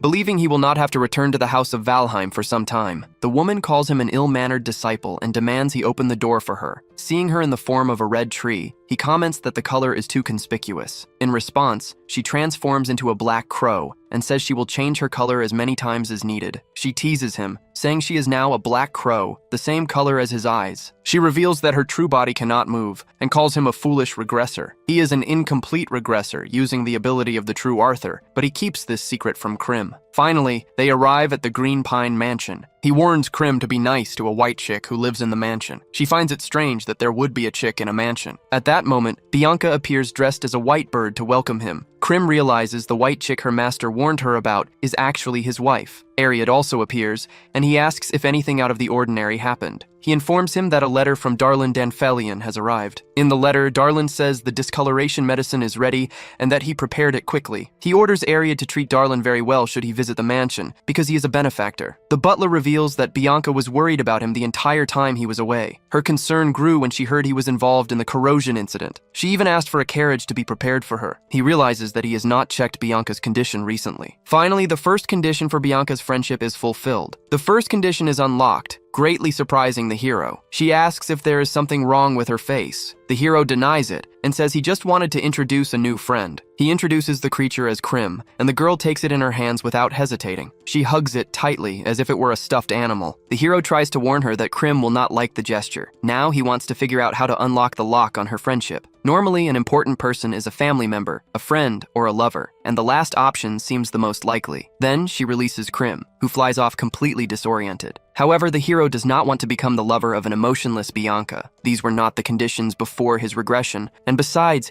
he is an adult on the inside. The pale girl seems to like Crim and refuses to let him go, so he decides to have a serious talk with Crash. He wants to test his own strength and heads to the training area. Crash considers his level pathetic for a regressor. He states that the young man has mediocre talent. Even using his past experiences and secret techniques, he barely manages a decent result. But all this effort can be surpassed by a true genius in less than 5 years. However, Crash has a proposal. This only applies to talent, which means nothing in the face of Crim, because the hero has a unique skill, the ability to steal talent from others. He never would have escaped rock bottom, but now this body will lift him up to conquer everything from the heights. And finally, Crash has one last thing to add. Assuming a human form, he declares that in the end, he can even steal his immortality. The hero watches and feels motivated by the immortal's words. He replies that it goes without saying, and that he will obviously steal his immortality in the end. A few days pass, and Darling arrives at the Green Pine Mansion to meet the hero. She calls him dear and asks if she kept him waiting long. The protagonist asks if she brought what he asked for. Then, Darling reveals the darkening potion, intended for the butler's daughter. The protagonist comments that Darling has always been an alchemy genius, and he thanks her. However, something seems to be bothering the alchemist. Suddenly, she hugs the hero, which leaves Crash visibly irritated. He pushes him away, but Darling insists he needs to tell him something. The alchemist reveals that Anix has changed. Anix had stopped training after losing to Charlotte, but returned to his routine after the incident at the Star Sanctuary. The hero realizes his rival was inspired after losing to him at the Sanctuary. He tells Darling that if he is done talking, he can leave, as he now has plans beyond Valheim. The crow intervenes, saying he was already planning to use the alchemist to strengthen the boy's mediocre body anyway. He orders Darling to prepare a few items, like a potion that enhances physical attributes and aura. These elixirs are extremely expensive, and their secret crafting techniques are closely guarded. They are items for a select few far beyond his reach, but the crow knows the formula and just needs to pass it on to Darling. The crow then asks if there is anything else he should expect before the tournament. After hearing about Anix, the hero asks Darling to craft a specific elixir for him. Darling asks if he has money for the materials, and the boy claims he will find a way using knowledge from his past life. The crow asks him to repeat the ingredients so Darling can write them down. The hero then begins to list the materials for the king of alchemy. Darling is visibly confused by some of the components on the list. He begins to write down everything the boy says so he will not forget anything. The alchemist asks where he got that information, and the hero replies that it is a secret family formula. Darling says the only problem will be getting all the materials. He explains that it is impossible to get Sun Snow's core or the Golden Dragon herb. Sun Snow's core is only found in the steep, corrupted mountains to the north, in Hardenheart territory. The Golden Dragon herb is a phantom item that grows near golden dragon nests in the remote regions of the Empire. They could buy it on the black market, but if the Empire found out, the consequences would be disastrous. The hero decides that if there is no other way, he will have to find a black market merchant. Darling then suggests the Epiphania Empire's martial arts tournament for youths under 15, where the prize is the Golden Dragon herb. The hero remembers he is from Valheim, and that the Empire uses the tournament to gain political leverage against the Academy, which would complicate everything. Despite this, he claims to have a plan, and says he will use his genius to execute it. The hero sees Darling with a potion in his hand, and asks if he should drink it. As soon as he drinks the liquid, his hair begins to grow uncontrollably, and he lets out a scream. He realizes he has turned into a woman, a disguise to prevent his identity from being exposed during the tournament. Darling hugs him and says that all he needs to do now is enter the competition as a girl. The crow watches the entire scene, incredulous at what he is seeing. In response, the protagonist activates his curse-stealing ability to frighten Darling. Terrified, the alchemist immediately apologizes. A few days pass, and the hero now trains intensely with the crow. He concentrates his energy, while the crow concentrates his. Red energy envelops his entire body, and then he beats his wings. With this motion, he fires blasts of magic toward the protagonist. He senses the waves approaching, but keeps his eyes closed. Finally, he opens his eyes and prepares to defend against the magical waves. He uses his sword to protect himself, cutting through the advancing energy. With a series of swift movements, the hero manages to cut and deflect the blows. However, one of the attacks hits him and knocks him to the ground. Krim orders the training to end. The pure blade technique taught this time is a style that reads the attacks of high-level enemies to instantly comprehend their movements. Combined with his natural intuition and sixth sense, the technique leads him to the realm of clairvoyance. If he uses elixirs to strengthen his body, his movements will match his thoughts and he will grow stronger. The crow announces it is almost time to leave. The protagonist gets dressed and asks if they should leave now. While carrying a potion, the crow asks if he remembered to bring what was requested. A few days prior, he learned that this medicine would make him undetectable, since no magic can perceive him. The hero regrets not using this sooner, instead of being turned into a woman by a prank. He was told the transformation would last for an entire day. This left him stuck in that form for a day, and even knowing Darling was trustworthy, the situation left him exhausted. Aliad, the butler, is already waiting for the hero when he arrives at the meeting point. He explains that he made an offer to Fluker, a merchant from the lawless zone who will help him enter legally. She is a merchant of corrupted species and will cross the border with him. Thanks to the butler, he can leave the mansion without any worries. The butler assures him that he can leave everything in his hands, as everything will work out. He states that he will let absolutely no one enter, not even the head of the Valheim family. After Darling hands over the medicine for the discoloration disease, the young master says goodbye. The butler thanks him for curing his daughter, saying he can now die without regrets. The hero replies that if he is truly grateful, he must keep living and not dare to leave this world until he receives permission. It is a small price to pay compared to his daughter's life. In response, the butler begins to cry. He cries intensely and shouts that he will survive, no matter what. Crash Valheim realizes he can finally stop worrying about Iliad's betrayal, something that happened in his past life. Next, the protagonist goes to speak with Bianca. He thanks her for accepting his request. She says it has been a long time since she went home, and that she will now get some rest, stating she will obtain the sun snow fungus and then return. She will be waiting for him at the Green Pine Mansion when he finishes his mission. The hero promises to try to return as quickly as possible to his fiancée. He understands that was why there was so much noise the day before, and then he notices she made sandwiches for him. When he says he will eat them later, she does not show much of a reaction. She wishes Crash a safe journey, and he thanks her, wishing her the same. And so, he and the crow depart for the Empire, with him in the carriage and the bird flying alongside. The protagonist wields his flaming sword in the middle of combat. With his hand, he rips out and absorbs a curse from his target. Thanks to the sixth sense, he notices that the power of corruption in the area remains stable. The cargo follows a route that avoids the sundered lands, and because of this, he is unable to absorb any curses. Until Krim notices a rotten apple falling from a tree. The detail catches his eye, right after he comments on how the butler chose a safe route. He realizes that something is trying to stop the carriage. A group of bandits holds a girl, their intentions the worst imaginable. His companion is in shock because she could not sense the bandit's presence. The girl thinks she is going to die, but something stops the bandit just as he is about to commit the act. A mysterious figure decapitates the aggressor, saving the girl from the imminent violation. The protagonist uses his purple magic emanating from his hands to eliminate the criminals. One of the bandits, shocked, asks who this brat is. The bandit leader orders them to eliminate the boy, and they all advance on him. They surround the boy with their weapons, shouting that he has no way to defend himself. The hero summons his greatsword through a magic portal, surprising everyone. He begins to slice through his enemies, eliminating the bandits with extreme ease. He cuts down another, running his sword through the man's head and ending his life instantly. He faces the lead bandit with a look filled with hatred. The bandit realizes this is no ordinary boy, and fear begins to take hold. So he tries to land a single blow to eliminate the protagonist once and for all. He strikes with his axe, but the boy blocks the attack with his sword. The protagonist activates the sixth sense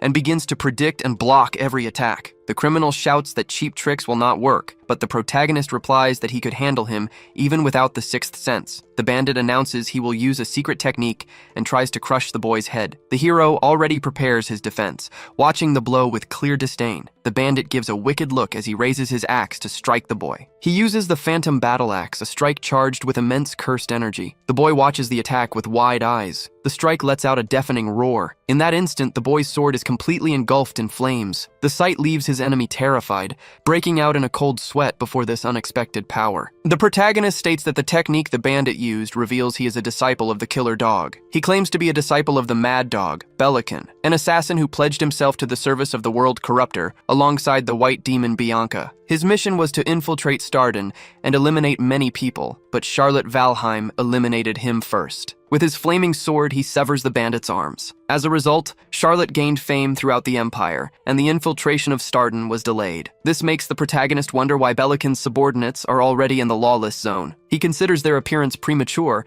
and defeats one of the Mad Dog's pupils, setting the man's body on fire without hesitation. A bad feeling about what is to come overwhelms him. He decides to take the Golden Dragon herb and flee as quickly as possible. They arrive at the imperial capital, Ceylon. A wooden sign indicates the registration site for the martial arts tournament. A crowd gathers to compete in the tournament. The sight of the crowd excites the fourth princess of the empire, Epiphania. She expresses a desire to take everyone to the Rahern Academy, but her attendant warns her that His Majesty would be angry. The princess orders them not to mention her father or her hallucinations. Sisley's attendant tries to tell her something important, but Epiphania, the emperor's youngest daughter, refuses to listen and covers her ears with her hands. At 7 years old, she possesses a brilliant mind, capable of solving complex mathematical problems. Her talent is so great that many believe she can rewrite the history of the empire, a fact that is reported to His Imperial Majesty. This is how she discovers her position as an imperial candidate. Getting involved in the dispute for the throne with a fragile upbringing means immediate elimination. To survive, she needs to make everyone around her lose hope in her. So, Sisley uses her brilliant mind to play the part of a completely out-of-control daughter. In the end,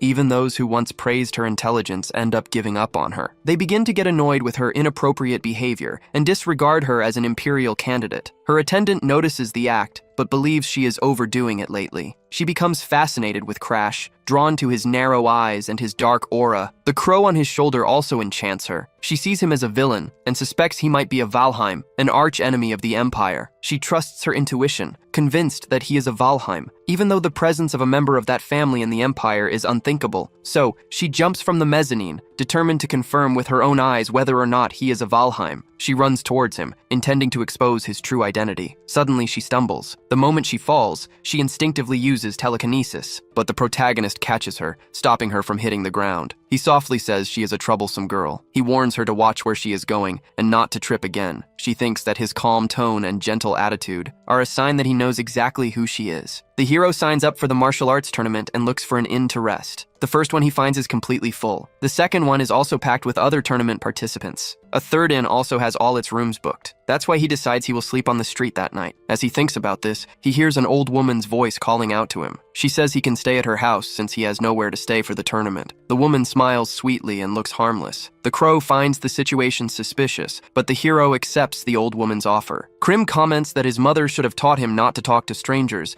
but the hero is tired of sleeping on the streets since his past life. The crow considers that regressor annoying and careless. So, he flies after the hero toward the old woman's house. She goes to prepare dinner and instructs him to settle into the back room on the second floor. He goes up the stairs and finds a girl standing there looking at him. It is the same princess he met earlier at the tournament hall. The hero feels an immediate exhaustion just from looking at her. He realizes he has fallen into a trap and decides to ignore her, heading to the room to avoid trouble. He is about to open the door, but she stops him. She accuses him of ignoring a girl who is trying to talk. The hero is visibly annoyed by her words. He states that she is not his type and that there are more beautiful people in the world. He decides not to answer, and the princess finds him even more mysterious. She follows him down the hall, chattering non-stop. The hero gets irritated and orders her to stop following him. The girl insists they will have dinner together and that she wants to know more about him. The hero refuses to talk, saying he is not in the mood. She asks if he is being serious. She reminds him that she is a princess and that he should not act this way toward her. She calls him by his name, Crash of Starlon,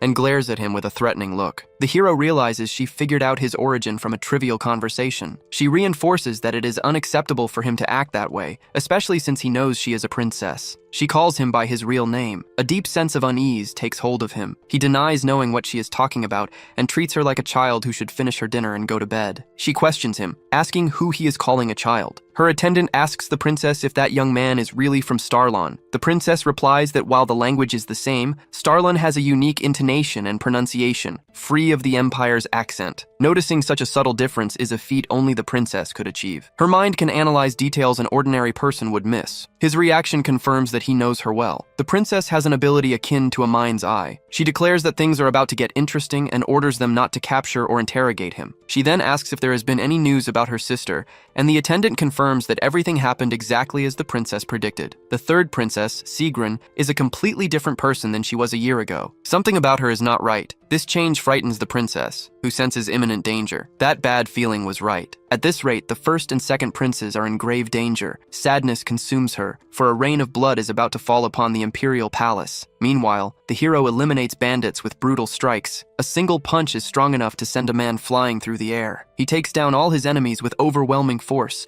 and with the preliminaries over, the four victors withdraw. Everyone's attention turns to the narrow-eyed man, a possible resident of the underworld, always accompanied by a strange crow on his shoulder. His dark expression is because of the girl who has been bothering him since yesterday. He is annoyed that he failed to extract any information from her during their brief conversation. Still, he feels a certain sense of relief. The encounter did not affect his performance in the preliminaries, where he defeated multiple participants at once. The preliminaries pit teams of 100 against each other, with only the top 4 advancing. He won with an absurd difference in power. Someone approaches and comments on the suspicious crow on his shoulder, confirming the rumors. The hero finds the bandaged man's approach strange. The man, who looks like a mummy, identifies him as a member of the infamous family of assassins, the Night Crows. The Night Crows are not part of the Empire and are feared as the most dangerous force in the underworld, having played a role in the fall of nations. He claims that as an outsider he does not know everything, but he has never heard of a member of that family joining the academy, and says the man is mistaken. The bandaged young man says he does not care who is behind him, as he only wanted to connect with other residents of the underworld. He formally introduces himself to the Night Crow and then runs off. After the brief conversation, the stranger hurries away. Krim comments on the young man's ugly appearance and asks if he is bothering his master. The crow takes flight, declaring it will help its master. Somehow, it manages to hypnotize the strange young man. The young man returns, walking mechanically, completely hypnotized. The crow informs its master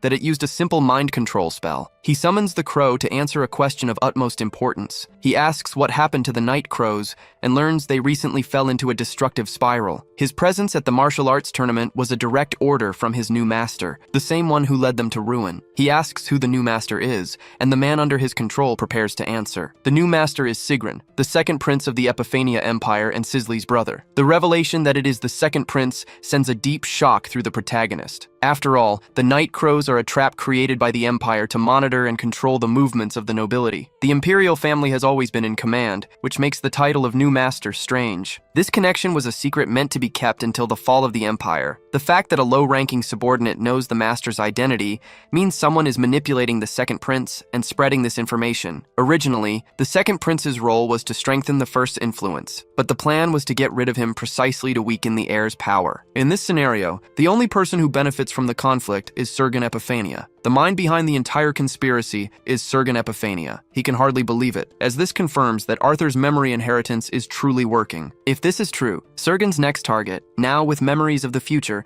is the man who sacrificed himself after hiding the Emperor's symbol, the White Dragon Pearl. His other target is the fourth princess, Cicely Epiphania, the one who made Arthur an emperor, in name only to one day hand him the throne she conquered. Sergen has already tried to eliminate the troublesome Cicely. If she becomes empress, the empire will suffer a devastating collapse, and its fall will unleash a tide of corruption upon the world. To prevent the end of the world, he needs to interfere with her plan and steal her ability. He asks the crow for help, instructing it to return to its normal activities and act on the information it received. The crow agrees to help this time, as it was its own decision to lend its power. The crow asks what to do with the hypnotized man, and the answer is that he has already served his purpose. So the crow decides to make him one of its servants for now and flicks a feather at his face. The man begins to babble unintelligible words. The crow orders him to return to his place, and the man obeys and withdraws. The time has come to use their appearance to his advantage. They will find the real night crow who is hiding in the tournament finals. Two strange-looking youths appear, and one of them is named Crage. One of them survives by eating trash in the city sewers. A member of the Night Crows confronts them, promising to teach them a lesson. This is the real Night Crow, shrouded in a macabre aura. In the main event of the martial tournament, in the round of 32, the protagonist takes down another opponent. The winner of the match is announced as Crash. The crowd erupts in cheers, chanting the name Night Crow after his victory. A spectator admits he was tired of watching kids fight, but thanks to him, the tournament has become interesting. It is almost time for the real Night Crow to finally appear. The girl comes to watch, even after being warned not to come. That night, with the preliminaries over,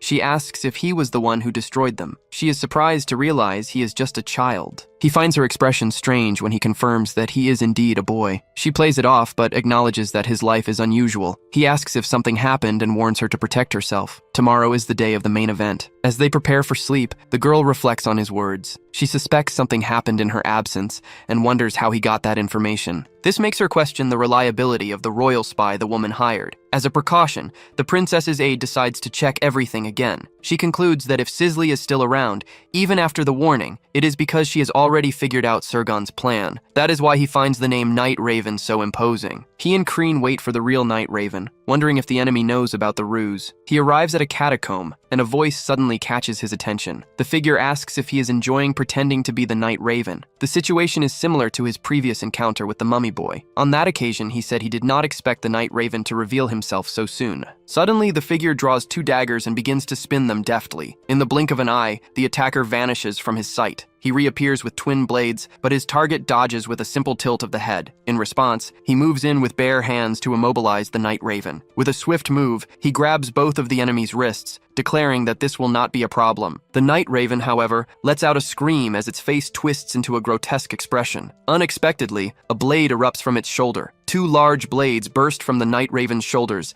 and it begins to laugh maniacally. Immediately after, he lands a powerful kick on his opponent. Despite the impact of the kick, he manages to shatter the blades. He then lands a devastating blow to the Night Raven's face. He and his crow declare the attack futile, explaining that forbidden arts fueled by corruption do not affect him. The Night Raven's true identity is revealed. It is Ebelaski. Ebelaski reveals that Sergen holds her heart captive and demands to know where to find her. He proposes a deal. With his help, Ebelaski can get her heart back. In exchange, Ebelaski must reveal every detail of Sergen's plan. The corruptor behind the Night Raven's mask is the necromancer Ebelaski Benapodi. As a corruptor, the necromancer had her heart stolen and held captive by the Empire for 1,000 years. One day, Arthur brought her in, claiming she could be useful. The Blue Generation despises corruptors. They only knew her as the world's sole necromancer, unaware of her true identity as the Night Crow. Corpses do not leak information, even if the mission fails. A necromancer who commands corpses, crows, and a family of assassins. All clues point to Ebelaski. The Night Crow's identity was unknown, as the target was eliminated while still at the academy. She disappeared, possibly captured by Arthur. Dealing with her requires an aggressive attitude, a brute force approach that kicks down doors. She gets cocky easily, so he intimidates her to keep her in line. He orders her to face him, and she reminds him of his promise to find her heart. He replies that he first intends to demonstrate his abilities in person. The original target was the heart in her possession, and in that instant, he activates his ability. The Black Hood's ability pierces through the locks, protecting her. With so many conditions in place, a direct approach was difficult. He tells Ebelaski to entrust her heart to him. He claims he can retrieve it for her, right here, right now. Tears stream down her face as he tries to break through the locks. She declares that her trust requires more than just words and demands he show more effort. She insists she is serious, struggling to project more confidence. He then asks if she is tired of her current life. If she gets her heart back,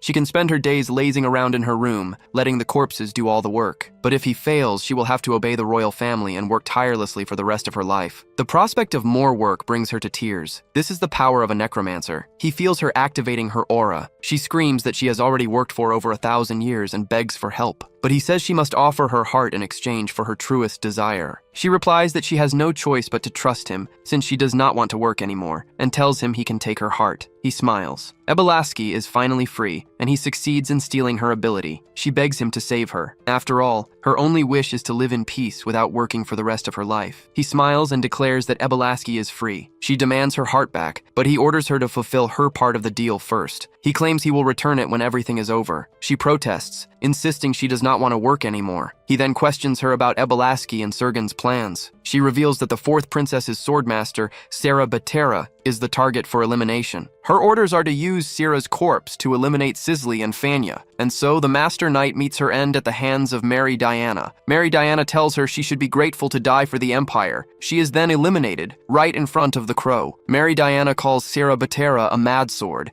and annihilates her by running the spear through her body. Ebelaski receives the order to appear, a direct command from Sergen. She is also ordered to manipulate Sarah's corpse to eliminate the fourth princess, Sisley and Fanya. A year has passed since she returned to the past. She wonders if Lord Arthur is watching her, and believes that both she and Sergen are doing their best for him. She admits she misses Arthur. The narrative returns to one day before the destruction. On the first Saturday after the regression, Arthur asked her to meet him at 1 p.m. in front of the Statue of Peace. She almost jumped for joy upon seeing Lord Arthur's promise. Her heart full of hope after the regression, she goes to the meeting place. But Lord Arthur never appears. Diana wonders if she will ever see Bela or Arthur again. In the present, she has been waiting for him for a year. She wonders about her lord's whereabouts. Lady Sergen told her to believe his words and wait. That way, she would recover her former strength, becoming the most powerful spear. That is why she must push herself even harder to ensure the success of this mission. A giant Balask corpse lifts Sira's body from the ground. Ebelaski, who controls the corpse, notices something and is shocked. Ebelaski retreats, aware that they are hiding a boy as captivating as Crash Valhane. She considers it a waste that he is a corpse, and she did not expect to face him in the finals. This is Pire, a 14-year-old commoner who looks ordinary on the outside. But she knows he is a pure-hearted boy whose dream is to achieve world peace. At this moment, he draws his sword. Pirette is a powerhouse of the Blue Generation, a fact he has not revealed to the Academy. Everyone notices that the Night Crow draws his sword for the first time, and they conclude his opponent must be strong. Pirette says he heard that no nation can interfere in the affairs of Rarhern Academy. Now that they have reached the finals, their admission is guaranteed. That is why he asks Crash to abandon his life as an assassin. He claims that Crash can become a good comrade. Crash senses Pire's kindness, but remembers a warning he received before the fight. The warning said that if he clung too tightly to hope, he would not be able to overcome despair when it came. Pirette senses Crash's rejection of his offer of peace. The judge then orders the fight to begin. Pirette uses the 10 steps of heaven technique to attack Crash. Crash recognizes the move in that same instant. He dodges with his hands behind his back, blocking the blow with his sword. Pirette realizes his feint has been completely deciphered. It is as if Crash understands his entire swordsmanship in a single instant, and all his attacks are blocked. Puree's expression is that of someone who has just seen a ghost. After all, he is facing someone who has already died once. Crash watches Puree and remembers that he grew up in a region where it snows all year round. It was there that he developed steps that imitate gliding on ice. There, he also created the 10 Steps of Heaven technique. His potential is comparable to that of Anix Glazer. Crash places the sword at his neck and advises him to get stronger. That way, even with his hope crushed, he can still leave a seed behind. Then, Crash hits him with the 1-inch punch. Meanwhile, the crow finds the analysis interesting, and Crash wins the fight. Puree falls after taking the blow and asks if they will meet again. Crash remembers helping Puree in his past life. Back then, Puree promised to work harder than anyone to protect the world, even after the curse was removed. Crash recalls the surprise he felt at the promise made after he was freed from the curse. It was the first time he had heard such sincere thanks. He replies that they will see each other again at the academy. Even defeated on the ground,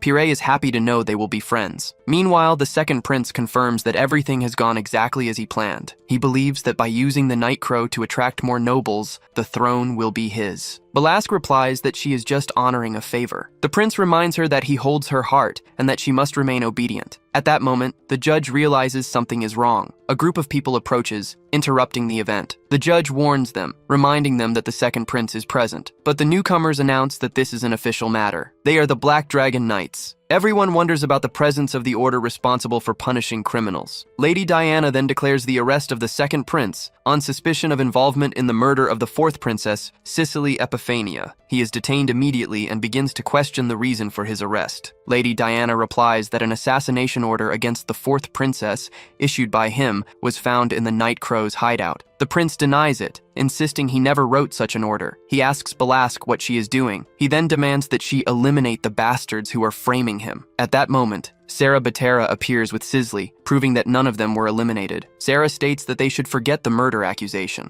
After all, not even the shadow of an assassin was seen, and everyone believed they were dead, which leaves Diana in shock. She realizes that Cicely, Ephania, and Sarah are still alive. Stunned, Diana wonders what is happening. On the night Sarah was supposed to be eliminated, Cicely's intuition proved correct. Cicely warns Sarah that they cannot trust the royal spy they hired. For this reason, Sarah decides to check the information again. Hearing the warning, she finds it impossible that the spies inside the palace could betray them. Still, a bad feeling overcomes her, and she goes back to speak with Her Highness immediately. The Crow offers Sarah Batera the temporary power of immortality in exchange for her life force. The voice of Crash's crow echoes directly inside Sarah's mind. In that instant, she is consumed by the curse of immortality. Her eyes reveal that she has acquired the new ability. A terrible headache hits her, and she wonders what the crow has done to her. Then, Lady Diana appears. At the exact moment she thinks she should fake her death, Mary Diana appears before her. Mary Diana pierces her abdomen with the tip of the spear. If the crow had not granted the power of immortality,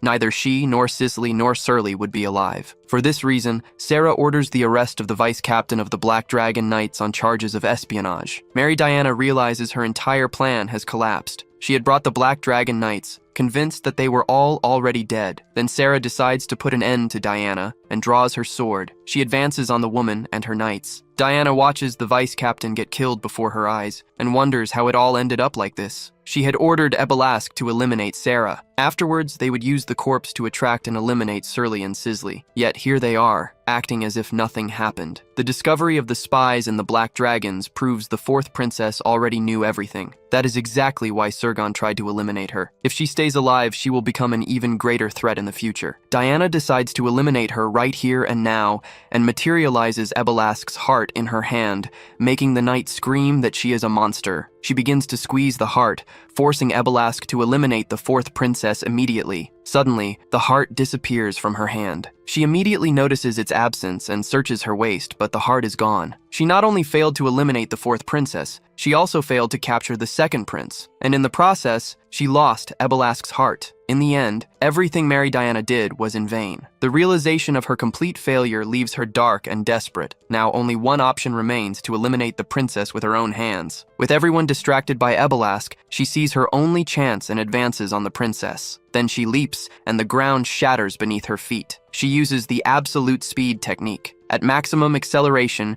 she charges with her spear directly at Surly. She attacks with full force, determined to eliminate the princess. However, someone blocks the attack with a sword, and their energies collide in a direct clash. Sarah Batera recognizes the man immediately. It is Crash Valheim. Mary questions how a mere corpse managed to stop her acceleration. He replies that her simplistic way of thinking has not changed at all since their past life. Shocked, she demands to know how he knows her. The second prince does not understand what is happening, but he realizes that this is his chance to escape. In that moment of distraction, Mary is captured. She is arrested by the Black Dragons on charges of attempting to assassinate the imperial family. Her arrest is announced publicly, and she is consumed by rage. Even with her plan exposed, she should not have committed such a reckless act. In desperation, she cries out for help to Sergen and Arthur. The princess and Sarah ask if Crash is all right, but he admits that he is not. He admits he barely blocked that attack. Even with his black flames, his power is still far from the master level he once possessed. Immediately after, orders are given to investigate possible accomplices. Taking advantage of the confusion, they leave the scene. Before leaving, he warns Cicely to be careful. He advises her to watch her own brothers, and then leaves with Ebelask without even treating his wounds. Sarah Batera asks what he was talking about, but Crash leaves before Cicely has a chance to thank him. Crash says he is going to the academy, and Ebelask replies that she will accompany him to repay her debt. She hands him the golden dragon herb he asked for, and asks if he has any idea how difficult it was to obtain. With the confrontation over, he returns the heart to Ebelaski. She really thought he would force her to serve him forever. She states that he is different from the other corruptors, because he did not use the power of corruption to block Mary's attack. His black flames are born from the high concentration of poison in his blood. That is why she believed him, thinking he was also a corruptor, and that perhaps she had judged the others incorrectly. In that moment, the conversation is interrupted by a message from a subordinate, and the crow warns him. The warning is about his fiancée, Bianca. Something has happened to her. The news confirms that something suspicious has happened to his fiancée. The message from a subordinate in Hardened Hearts reports that a clan of assassins has invaded the mountains. His fiancée was there at that exact moment, and now she is missing. This explains the bad feeling he had upon meeting the disciple from the assassin clan. He tells Ebelaski that his fiancée is in danger, and that they must leave for Hardened Hearts immediately. Ebelaski questions him, surprised that a corruptor like him could have a fiancée. She remembers that the girl from the clan lives in Hardened Hearts. She heard rumors that the youngest Valhan's son was engaged to someone from Hardened Hearts, and cannot believe anyone would marry the daughter of such a troublesome family. But the truth is that he is not a world corruptor. He reveals that Claude is not his real name, and introduces himself as Crash Valhan, the youngest son of the family. The shock is so great that she drops her heart on the ground. Hearing the surname Valhan, she realizes he is the family's famous useless son. She cannot believe Claude was a Valhan all along. Meanwhile, in the territory of Hardened Hearts, a temporary camp stands in the mountains. Lady Jenica Hardened Hearts, the family's second daughter, regrets her decision. If she had been honest about having the sun snow mushroom, Bianca would have never climbed the mountain. Someone asks her why Lady Bianca went up the mountain. Jenica explains that Bianca could not find the mushroom in any market. That is why she decided to search for it herself and climb the mountain on her own. Days earlier, Jenica told Bianca that the useless Valhan wanted the mushroom and that she should just go home, but Bianca ignored the warning and continued her search. With a blank expression, Bianca turned to her sister and stated that Crash was not useless. Annoyed, Bianca asked why Jenica was following her, saying she should have left the search to the others. In response, Jenica offered her the sun snow mushroom. She said that this way they could both finally go home. The truth is that Jenica has always hated Bianca. Bianca, in turn, simply apologized. Her body trembled as she said it was all her fault. In that instant, the mad dog appeared. Jenica froze, paralyzed by the creature's malevolent presence. The killer reveals himself to everyone. His axe tears through the air above the field. With a single swing, he cuts down several men, tearing their heads from their bodies. A command to run echoes through the area, and the killer dog declares that he is lucky today as he cuts down another person. A warning is given for the young ladies to save their own lives. Bianca breaks into a run and orders her sister to follow. As the two hide, the mad dog comments that he did not expect to find such perfect hostages in this place. Meanwhile, the killer continues the hunt for them. Bianca reminds her sister of the promise she made to Crash to bring him the sun snow fungus,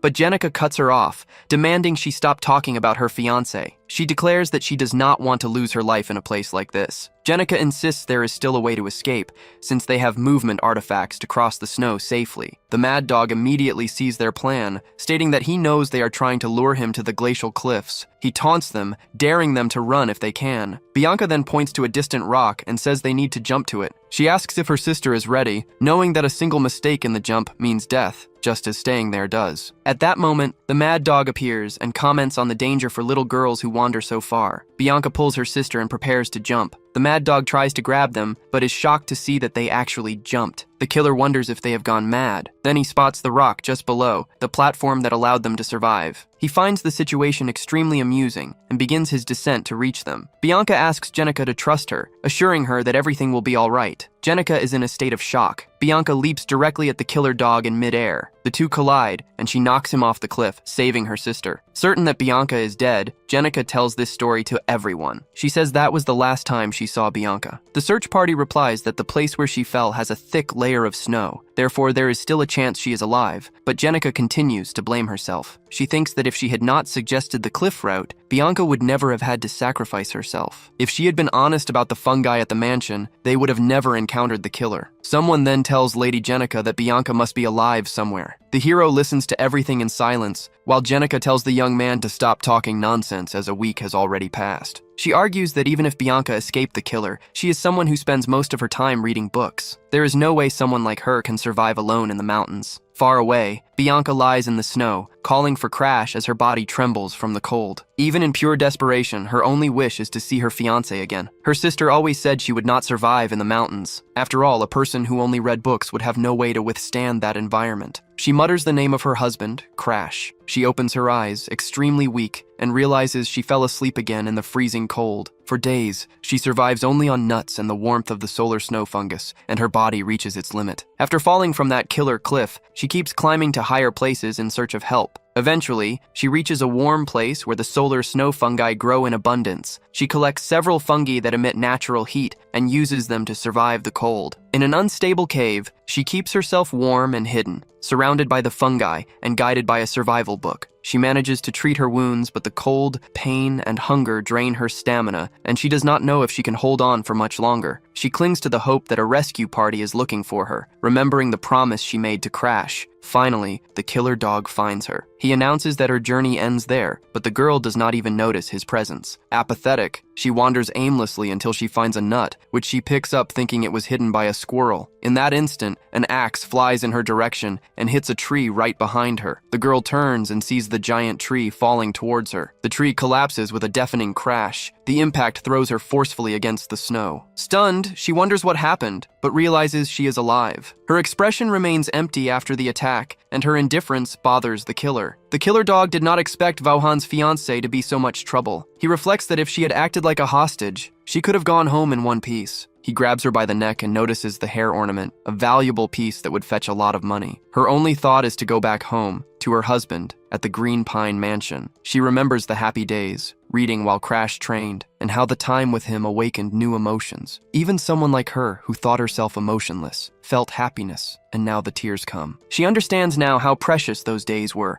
and regrets not realizing the comfort of that life sooner. She whispers that she wants to see Crash, and at that moment, he appears behind the killer. He delivers a swift blow that forces the man to release his fiancée. He takes Bianca in his arms and says she did well, asking her to leave the rest to him. She is happy to see him, but she is too weak to react. He entrusts Bianca to Kreen's care and removes his hood. As he had told Balask, he could not interfere, and his servants were not strong enough to fight. His first move is to rescue Bianca, moving her away from danger. He repeats that now she can leave the rest to him. Bianca thanks him, relieved by her husband's arrival. He removes his hood to cover Bianca, and in the same instant draws his sword to face the wolf. The crow states that it has no obligation to help. He orders Krim to take care of Bianca and repeats what he said before. He cannot interfere, and his servants are not strong enough for combat. The crow directs its words to the protagonist, who understands the situation. After all, she already teleported him here. The crow warns that last time he escaped by pure luck. The assassin hound is stronger, and it questions if the protagonist is sure he can win this fight. He activates his aura, and the assassin hound demands to know who he is and why he is interfering. The hero orders him to return something, as his purple energy intensifies. Confused, the wolf asks what he is supposed to return. The hero declares that the hair clip belongs to his wife. Then he calls him by his name, Assassin Hound Bergman. The assassin hound recognizes him as the brat from Volhan and lunges to attack with his axe. He holds his fiancé's hair clip and begins to threaten the hero. As the axe comes down, the protagonist blocks it with a sharp reflex. Even with his sixth sense, the hero can barely follow the enemy's movements, whose aura is at a very high level. If he takes them both as hostages, the bounty price increases tenfold. That is why the wolf decides to capture him too. Compared to him, the hero only recently reached the intermediate expert level and blocks the attacks with immense difficulty. He backs away for a moment, trying to cast a spell, but Bergman's hound does not stop attacking, forcing the protagonist to defend against everything. The hero continues to defend himself with maximum effort. Finally, he gives in, taking damage as his sword is thrown into the air. He blocks the blow, but the impact is too strong and rips the weapon from his hands. The blow sends the protagonist flying, and his sword flies through the air. The weapon falls to the ground, and Bergman the hound declares that the game is over. The assassin hound realizes the boy has suddenly disappeared. He cannot catch his scent, and wonders where he went. The hero appears behind him,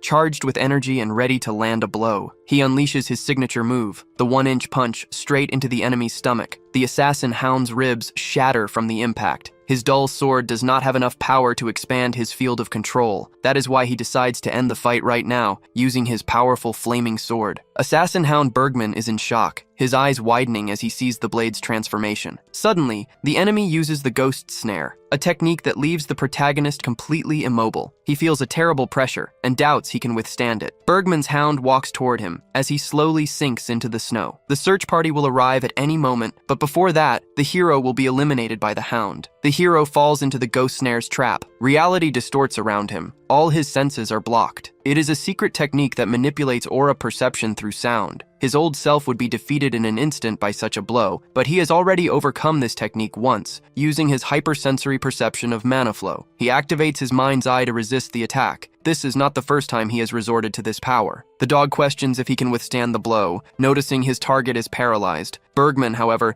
is a much stronger elite fighter and knows the search party is approaching. He senses an axe strike coming from his side, but his reaction time is slow. Fear overwhelms him as he sees the blade advancing. He defends at the last second, and the dog mentions the search party. The threat to eliminate him before the party arrived was a bluff from the assassin, who now advances with his sword, leaving him terrified. By blocking the axe, he revealed a very unusual movement. Bergman does not know how long the phantom snare will hold him, so he does not approach recklessly, aware of the danger. Indeed, he breaks free and unleashes a flaming sword strike against Bergman. Bergman understands he must be more careful on his approach or he will die. The hero shows no reaction when the dog promises to cut him to pieces to feed the pigs. The phantom snare finally takes full effect, and the boy is paralyzed once more. So he decides to keep attacking until his opponent tires and summons the phantom battle axe. An endless rain of illusory axes falls upon his head. He closes his eyes and concentrates. He blocks with great difficulty using his sword, but still suffers a few cuts. The crow realizes that at this rate, he will die, and that they should not have left him there. Ebelak, in her bird form, wonders if she should help, fearing that Bergman's master might seek revenge. Bergman's master is the mad dog, who would hunt them to the ends of hell. For this reason,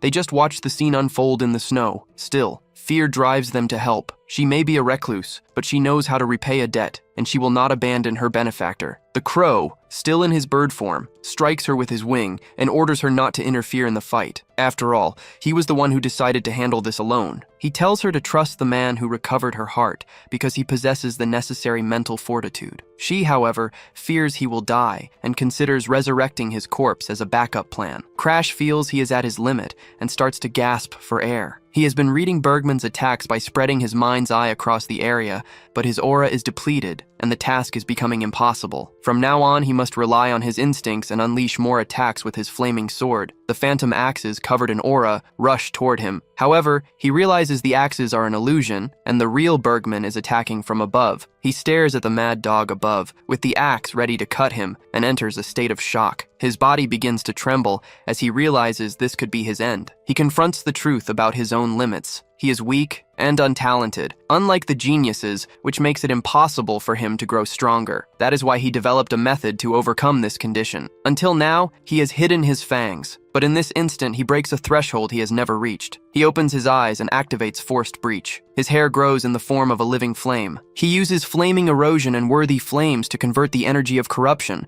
stored by the immersion poison, and surpasses the limits of human strength. In his current state, he can only maintain flaming erosion for exactly 3 seconds. His body begins to release vital fluids, a sign that he is at his absolute limit. Still, he prepares a powerful attack, declaring to the dog Bergman that he will end the fight before his time runs out. The killer dog cannot track his movements with its own eyes. He senses the attack will be fatal and, in response, uses the illusory scream. The protagonist moves in for the strike, but the wolf reacts with its scream. He aimed for the neck, but missed the target because of the desperate scream the dog let out. The ability to turn sound into aura distorted his vision and threw off his aim. The dog Bergman coats his left hand in aura to unleash a powerful strike. He screams, demanding that the hero finally die. His mental eye warns him that the effects of flaming erosion are fading and that the claws are about to cut off his head. Then, he activates his curse steel ability. He refuses to die in this place and rips off the mad dog Bergman's arm. The enemy screams in pain as he sees his arm is gone. He opens his eyes, emanating an overwhelming energy. The crow Krim recognizes the nature of this power. In this extreme state, his concentration reaches the domain of fusion with the world,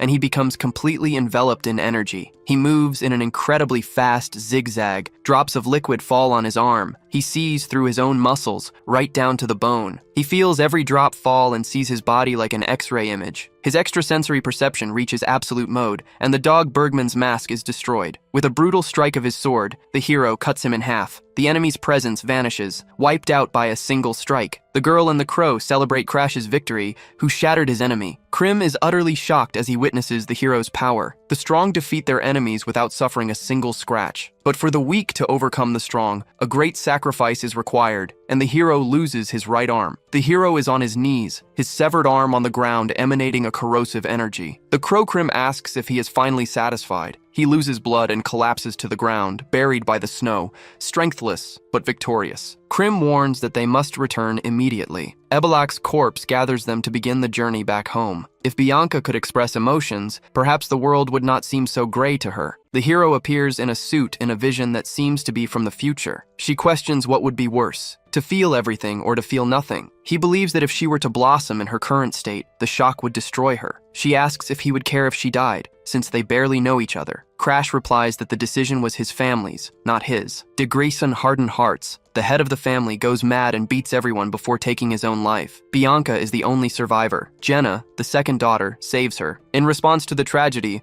House Valheim annuls the marriage alliance and breaks off Crash and Bianca's engagement. That meeting is arranged only as a last goodbye, as the hero knows they will never see each other again. He says she should see this as a warning, and that he would not be there if she gave up on living. The girl watches him with total apathy. Then, he uses the curse stealing ability on her. His hand swallows the curse that afflicts the girl. Absorbing such a great curse would neutralize an ordinary doll instantly. Opening his eyes, he asks how she is feeling. On that day, for the first time, Bianca frees herself from the snow doll curse, only to discover that the world is a cruel place. In the same instant, she recovers her lost emotions. Something inside her transforms, and she becomes a monster. 3 years later, a war breaks out in the territory of the Ardenhards. A man of the family claims that the kingdom of Starn would be at peace if not for the Aphania Empire. It all happens because of the prince, who possesses information capable of shaking the empire. To stop him, the empire sends the Poison King. The Poison King goes mad and causes a massacre, starting the war. In revenge, the White Phantom eliminates the sovereign. While they discuss the isolation of the Ice Pavilion, soldiers from Starn launch an attack. They are in charge of the frontline supply depot,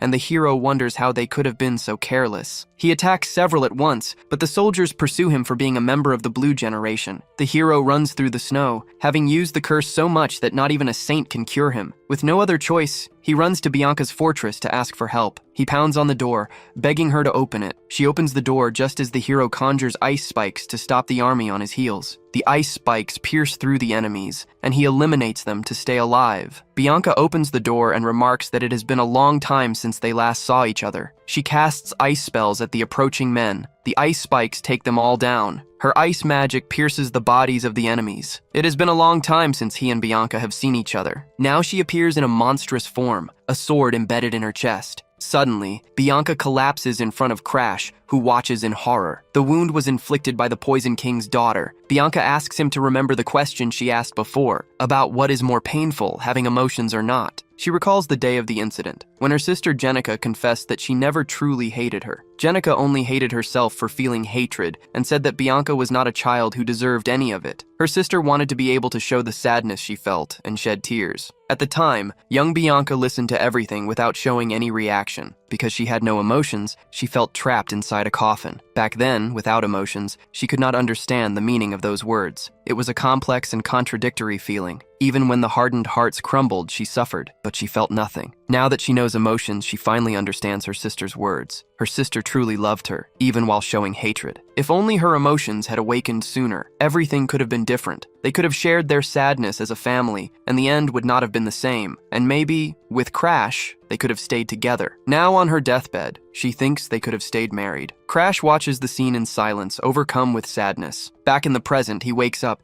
remembering everything that happened in his past life. Bianca presses a hand against her own wounds. She says she is by Crash's side, and the crow is glad he has finally woken up. They realize they are in the Ardenheart house. Bianca asks if his arm still hurts. Crash asks if they climbed the mountain alone, because if Queen had not warned him, he would not have made it in time. He starts to get up in pain, remembering something, and picks up the snowflake-shaped hair clip that belongs to Bianca. He places it in her hair and apologizes for not wrapping the gift. She thanks him, saying that now she can finally make him a snack. Then, Bianca calls out to Crash to tell him something. She says she has no emotions, and yet she tried her absolute best to save him. She cannot feel joy, anger, or sadness. That is why she feels so frustrated she cannot stand it anymore, and she does not want to be this way in moments like these. She says she wants to smile and cry by his side. She wants to feel anger with him when the situation calls for it, but she would hate for his emotions to disappear like hers. If he cannot smile, then she does not want to smile either. Hearing Bianca's declaration, Crash breaks into a smile. He says she does not need to worry, since the curse's effect is halved for anyone who is not the direct target. Hearing this, she asks Crash to bring back her emotions. He replies that she did not even need to ask, as he will obviously do what she wants. The second condition is unlocked, and he becomes the most important person in Bianca's life. And so, another lock on the curse breaks, allowing him to advance his plan to steal her. This has always been his plan from the very beginning. The girl also feels something changing inside her. He extends his hand toward Bianca. With a smile on his face, he reaches out and promises that he will do this for her. If she could express her emotions, she would be hugging him. She would also be crying a lot if the curse did not prevent her from feeling. At least the world does not seem so gray, a phrase she often repeated in her past life. We see Bianca suffering from a cold. He asks if she is feeling any better. Her impassive expression has returned, and she again struggles to show what she feels. Jenica Hardenheart asks Crash if she may come in. He allows his fiance's sister to enter. She asks what happened to Bianca's eyes. Jenica explains that their brother asked her to invite Bianca to lunch and brought food since Crash cannot move. He finds it strange that she wants to act like a family. He recalls that in their past life, Jenica did not even look at her sister. She only apologized much later, and now he wonders if history will repeat itself. Bianca stands up, visibly sick. He tells her that if Jenica tries to change her attitude, Bianca has no obligation to forgive her and can ignore her if she does not like it. He promises that when this is all over, they will go home together. She tries to process her fiancé's words. Then, for some reason, the girl panics. She puts a hand to her face and tries to say something. She uses her fingers to force the corners of her mouth up, saying she is happy and that she is smiling. Jenica says goodbye to Crash, and they agree to see each other later. He asks Ebelask to lend him his ears for a moment. He wants to listen in on the conversation between Bianca and her sister. He warns that if they say one wrong thing to her, he will sink the entire place, no matter who is watching. The crow questions if he really thinks he can steal its immortality in his condition, and remarks how bold he is for a returner. He tells the crow not to provoke him, as a wound like this can be healed in an instant by a saint from the Holy Land. The Holy Land of Freeman, one of the 4 great nations, is where the saint with the divine power to resurrect the dead lives. The crow doubts House Val would spend a fortune on a saint to heal someone as useless as him, and suggests they replace him with a better right hand. The crow, Krim, tries to understand what Val means by replacing his arm. He wonders if this was the reason Val recruited Balaske, who could easily stitch on the right arm. In his rat form, Balaske knows it will be simple to stitch a corpse's arm onto his body. The crow asks if Val plans to use Balaske for all he is worth, concluding that regressors are a bunch of cold calculators. Krim questions who told him about the arm, and if he really believes he can fix it. He answers that it was the sword demon, leaving the crow in a state of shock. Krim asks in disbelief if he truly found the remains of the sword demon, the legendary swordsman who once shook the world. A master of the quick draw, known for killing enemies before they saw his blade, he is Crimson's most valuable subordinate, and the Crow does not want Val to get near. Val states that he needs to become stronger, and that Krim must help him in the same way he helped the sword demon. The Crow refuses, but Val insists, saying he knows Krim cares about all of his subordinates. He explains that finding the weakness of the Crimson Garden, the main body, is in fact very simple. The Crimson Garden sees the world through the eyes of its subordinates, and that is why Krim unconsciously becomes attached to them. Arthur had the saint by his side. If she kept healing the subordinates while he tortured them, the Crimson Garden itself would eventually reveal its location. He remembers thinking it was insane, exactly as Arthur had predicted back then. He uses this logic to persuade Krim, mentioning that the sword demon died of old age. Val argues that by transplanting the sword demon's arm onto himself, he can bring the legendary technique back to life. The Crow considers that this is what the sword demon would have wanted if he were still alive. Krim gives in and tells Val to wait for just 2 days. Val thanks him, but Krim warns him not to use his real name when he wants something, and then leaves. With that, the matter of his severed arm is about to be resolved. Now, he just needs to observe the reaction of House Valhan to the news he sent, and align his story about the arm with the Harden Hearts. He also worries about the butler Ariad, who will soon discover his presence in Harden, despite being told he was at the Green Pine Mansion. If it comes to that, he will simply tell the butler to mind his own business. Still, a bad feeling about all of this washes over him. Elsewhere, Bianca refuses a request. Her brother demands that she stop acting like a spoiled child and hand over the position of fiancé to Jenica. Mariokin Hardenhards argues that the useless one defeated Bergman and that Crash's true power will be a trump card for the family. She refuses to give up her position as the fiancé. It is the one thing in the world she is determined to protect. Her brother retorts that she will not be able to keep the position, calling her a cursed girl who will be thrown away once he gets tired of her. Jenica stands up angrily, saying her brother is going too far. He says with irony that if Jenica feels so guilty for Bianca, then she should marry him instead, since she is an adult and needs to think about the family. Bianca replies that she does not care what happens to the house, because there has never been a place for her among the Hardenhards. Her father and her brother never cared about her, so her decision is made. Even if she is cast out and loses everything, she will stay by Crash's side. Her brother, Mariokin, explodes in fury and screams at Bianca. At that moment, someone appears. Mariokin says he is busy, and the conversation is abruptly interrupted. Crash appears, stating he heard something in the hallway he could not ignore. The older brother warns him, saying he should be resting because of his injuries. He lays out 2 rumors that are spreading. The first says Crash saved his fiancée and defeated the killer hound, which cost him an arm. The other rumor claims the security of House Hardenhards is so pathetic it could not even stop the creature, and that they allowed a direct descendant of House Valheim to be placed in mortal danger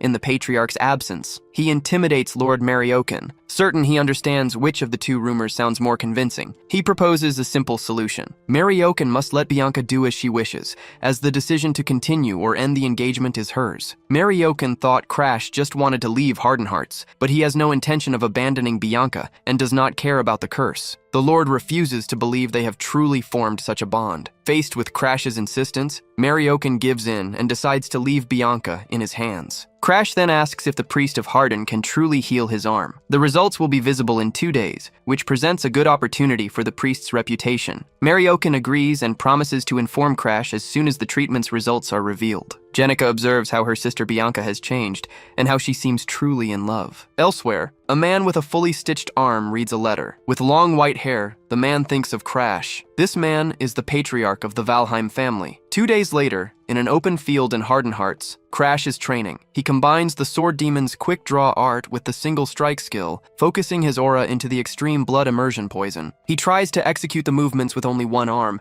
but finds it enormously difficult. He thinks that the reality of being useless has not changed. Still, he feels relieved that the Snow Doll's curse worked, neutralizing the flow of the immersion poison. The flaming erosion burns the energy of worldly corruption absorbed by the poison, which makes it possible to force the body's limiters to break. This allows for the use of immense firepower by using worldly corruption as fuel, but there is a price to pay. The instant the skill ends, the user is incapacitated, as the flaming erosion pushes the body's internal heat to its limit. He concludes he cannot use the technique for long at the risk of burning his organs, and that he needs to regulate the heat to extend its duration. He remembers a person amidst the flames who used an icy energy. That man uses the yin energy of the moon. The man turns, revealing red hair and a body covered in bandages. This memory leads him directly to his next objective, the dark lunar physique of the Flame Emperor, Aslan Ygritte. As soon as his arm is healed, he will steal that man's curse. He arrives at a giant tree and recognizes it as the home of Ibalask. He and the crow knock on the door. Ibalask's servant number 8 opens the door and welcomes Crash. He notices the servant's rabbit ears, not understanding why. The inside of the place is identical to his last visit, and he wonders if she used her ability to connect the spaces. Ibalask reveals that everything is prepared for his arm transplant. He stares at the sword demon's arm and is terrified by the sight. She states that the procedure is not impossible,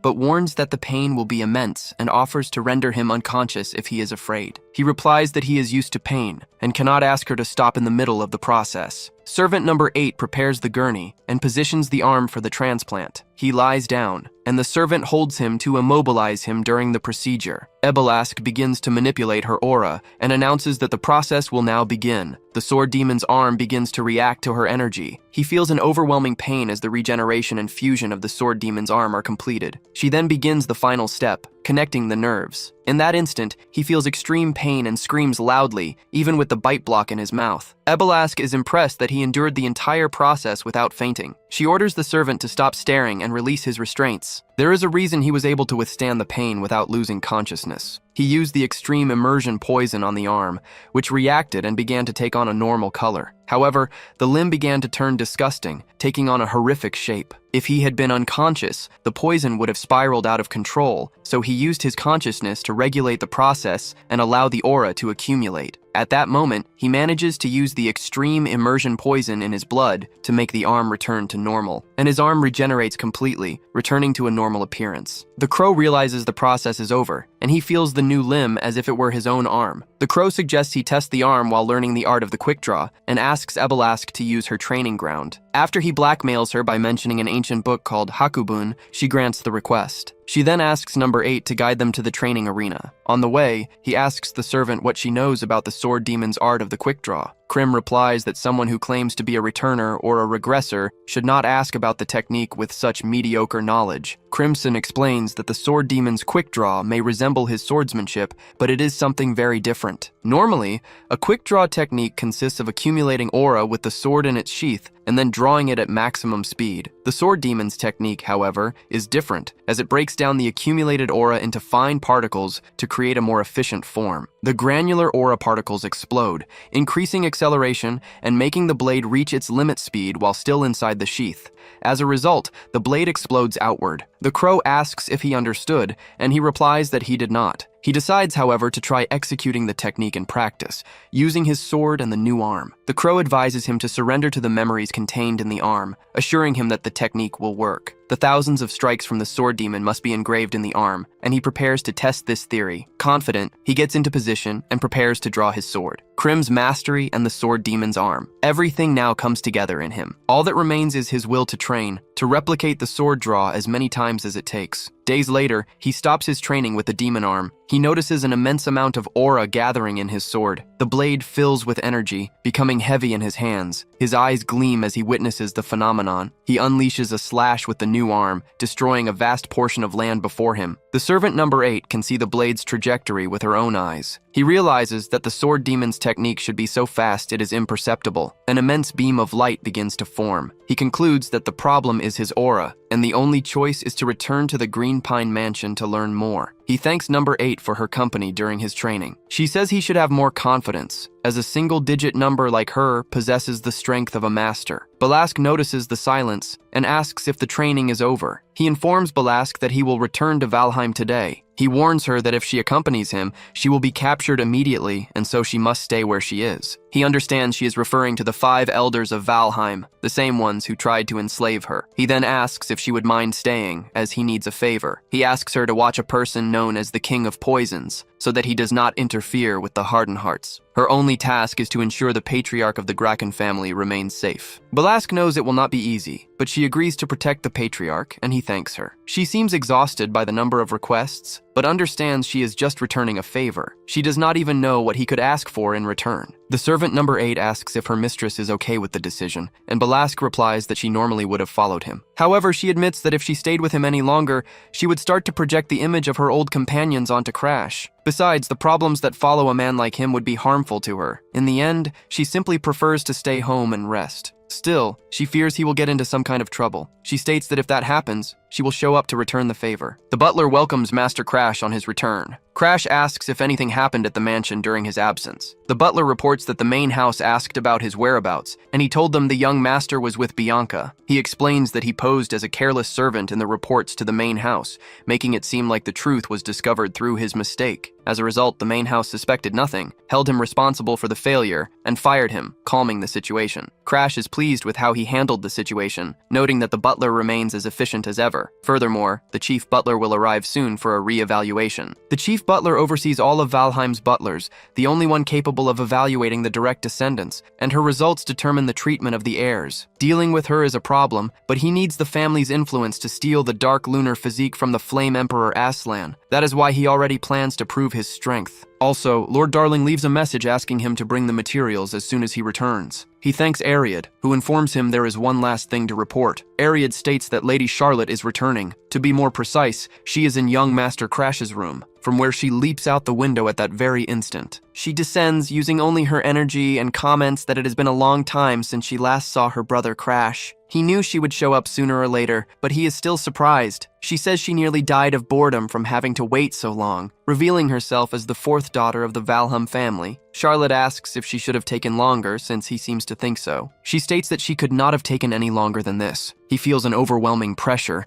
and concludes that Charlotte has probably already surpassed the master level. Then, she says she is just kidding, and that she heard he fought like a hero to save his fiancée. She approaches Bianca, who remains asleep and does not wake from the conversation. Seeing her brother back away, she says she is not going to steal his wife. She tells him he does not need to look at her like that, and he replies that he is surprised to have his house invaded without warning. Charlotte scoffs at the way he refers to the house as his own. Then she releases more energy and increases the pressure to intimidate her younger brother. She states that the mansion belongs to the Valheim family, and therefore, it also belongs to her. She says she only came to her own home, and yet he acts with such a pretentious attitude. She says she thought they were close, and that is why she kept his secret. He then asks if she is angry. She reveals she knows about the contract he made with a god to reach the mid-specialist level, and states that Crash has finally grown up. He realizes she has awakened her perception, a mind's eye that sees through everything. She senses something dark in him, which makes him worried. Now he understands why the assassin hound could not defeat her. It is not a mind's eye, but the power to see through the stars. The star eye sees even the world's corruption, and that is why the assassin hound's illusions did not work against her. He imagines the fight against the assassin hound, a battle where the enemy's illusions were completely useless. This means she has seen through his current state and knows about the black flame, a flame that, according to Queen, is only visible to the corruptor himself or to one of his servants. There are few people in the world capable of identifying the power of the world's corruption and seeing the star mark on its servants. He then understands how it works, remembering the black star he saw on the assassin hound's neck. However, he is fundamentally different from them. They are the world's corruption itself, while he only has his aura mixed with it. Most people would just mistake his condition for a simple curse. Apparently, nothing has changed since his return, but he does not lower his guard. He knows that the moment Charlotte discovers he can control the world's corruption,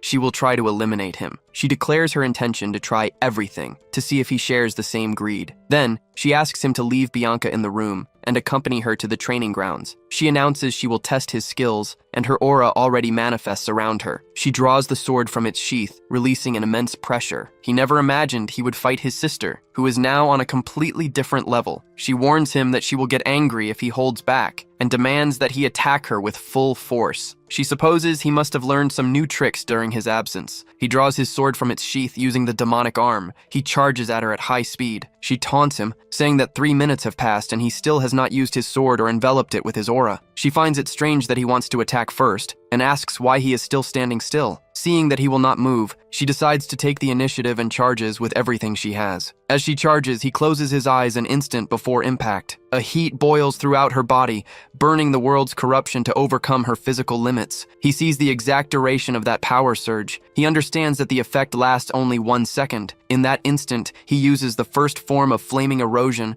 and the flaming strike. Covered in aura, his sister is surprised by his movement. In that moment, the two swords and their energies collide. She sees that Crash attacked with everything from the start of the fight, and yet she remains unharmed. Crash raises the sword above his head and channels energy into his body. Her aura enters its second of activation. Now he unleashes the heavenly sword strike. The attack hits his sister, and her wooden sword flies from her hands. Crash is still holding back, and her wooden sword shatters. Without a real blade, she forges a new weapon with her own aura. She condenses her aura, demonstrating her mastery as a swordswoman, while Crash activates a purple magic in his hand. He uses his ability, and a mouth materializes on the palm of his hand. He activates the Black Hood against his sister, Charlotte Valheim. At his current level, he cannot break through her aura. The aura blade strikes him on the palm of his hand, yet he does not retreat. Despite this, the curse of the Black Hood hits her. In that instant, his sword comes very close to her neck. He then declares that she is captured and that he has won the fight. Crash uses the Black Hood's ability against his own sister. With his current strength, he cannot pierce her aura, but it is enough to make the curse reach her. The girl admits that the attack was unexpected. She reflects that Crash truly managed to touch the flow of her aura, a unique power granted by the gods, an immense current that envelops her body at all times, an absolute barrier that no one weaker or at her same level has ever touched. Crash is the first, and he even held back in the fight, using no swordsmanship techniques. But if that attack had truly connected, she could have died in that exact instant, a result that should never be possible. She talks with Ariadne, worried about Crash's arm, which seems to be completely healed. Crash mentions that he will go to Rayhern Academy, but right after the mock battle, he loses consciousness. There are only 3 weeks left until enrollment, and she says that is plenty of time, deciding to go on ahead to wait for him. A few days later, at the Danfalian Alchemy Workshop, the elixir is complete. Darling hands over the vial, and Crash acknowledges her great skills while Krim asks for a nearby training ground. He asks Darling if he can use his training ground, and the alchemist agrees to the idea. Crash then asks about a type of medicine he had mentioned. Crash Valheim holds the medicine as he enters a state of meditation. Taking the pill is a simple act, but he tries to understand Krim's reaction, who starts to laugh. He ingests it without knowing what it is, an elixir called the Crying Dragon Pill. The legend says that a dragon must scream 9 times to be born, and just as muscles tear to grow, the pill destroys the body's strength. The goal is evolution. Krim states that he is already used to the pain and will endure the pill to become stronger. At that moment, the crow lets out a loud laugh. Crash starts to feel an internal heat, but for now, the sensation is not unbearable. He remembers having felt like he was inside a furnace, and the current heat seems mild in comparison. He says he has been through worse, and mocks the crow for thinking he could not endure this pain. The crow asks what kind of life he has lived, and Crash replies that he cannot explain. He reaches a point where he absorbs as much as he can, and the more he concentrates, the higher the absorption rate. Krim notes that his concentration is truly incredible. After all, this is a man who endured the agony of his organs burning and his nerves being remade. Of all the returners Krim has ever seen, he is the most different. Enduring this pain is what makes him obsessed with his goals, and if one day he reaches his limit, Krim will be forced to lift him up again. Because that is the promise the two of them made. The protagonist feels as if he is submerged, realizing the nature of his aura. What was once a mere puddle has now transformed into a vast lake. Before, he could only refine the quality of his aura with secret techniques, and there was a clear limit to the increase of his total energy. But after the Weeping Dragon Pill,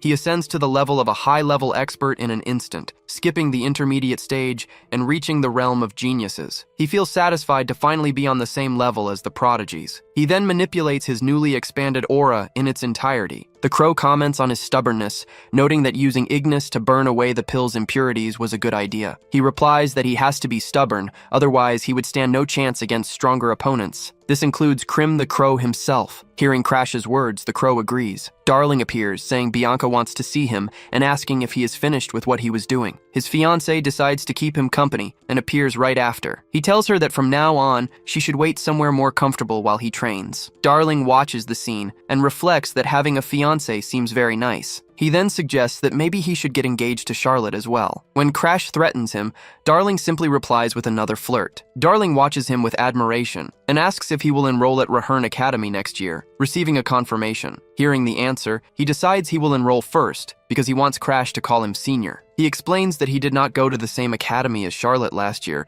because the institution requires very high grades. Students only advance to the next grade if they do not fail their exams, and he asks if Crash is ready to enroll. He concludes that this is the perfect chance to be by Charlotte and Crash's side. Crash asks if his sister will also go to the academy, as he thought she was busy fighting corruption around the world. Darling admits it is just a hunch, and that he does not actually know if Charlotte will really enroll this year. He then hugs Crash, telling him not to feel lonely, because time will fly by and they will meet at the academy. Crash reacts with disgust, ordering Darling Danfilian to get away from him immediately. At that moment, the headmaid arrives for a visit. She announces that Lord Crash has returned to the Green Pine Mansion. She turns to a subordinate and gives an order. He is to inform the Green Pine Mansion that Lord Crash's examination will be held in 1 week. She stares at her reflection in a sword's blade, her expression filled with great expectation. The head maid takes her leave, letting out a restrained laugh. She states that she is looking forward to the examination and to witnessing how much Crash has grown. Arriving at the Green Pine Mansion, Crash is met with a surprise. He comes face to face with the head maid herself. He greets her formally and asks how she is doing. He reveals that the woman is his great-aunt, Catherine Valhern. He comments that he heard about the need to retake the exam,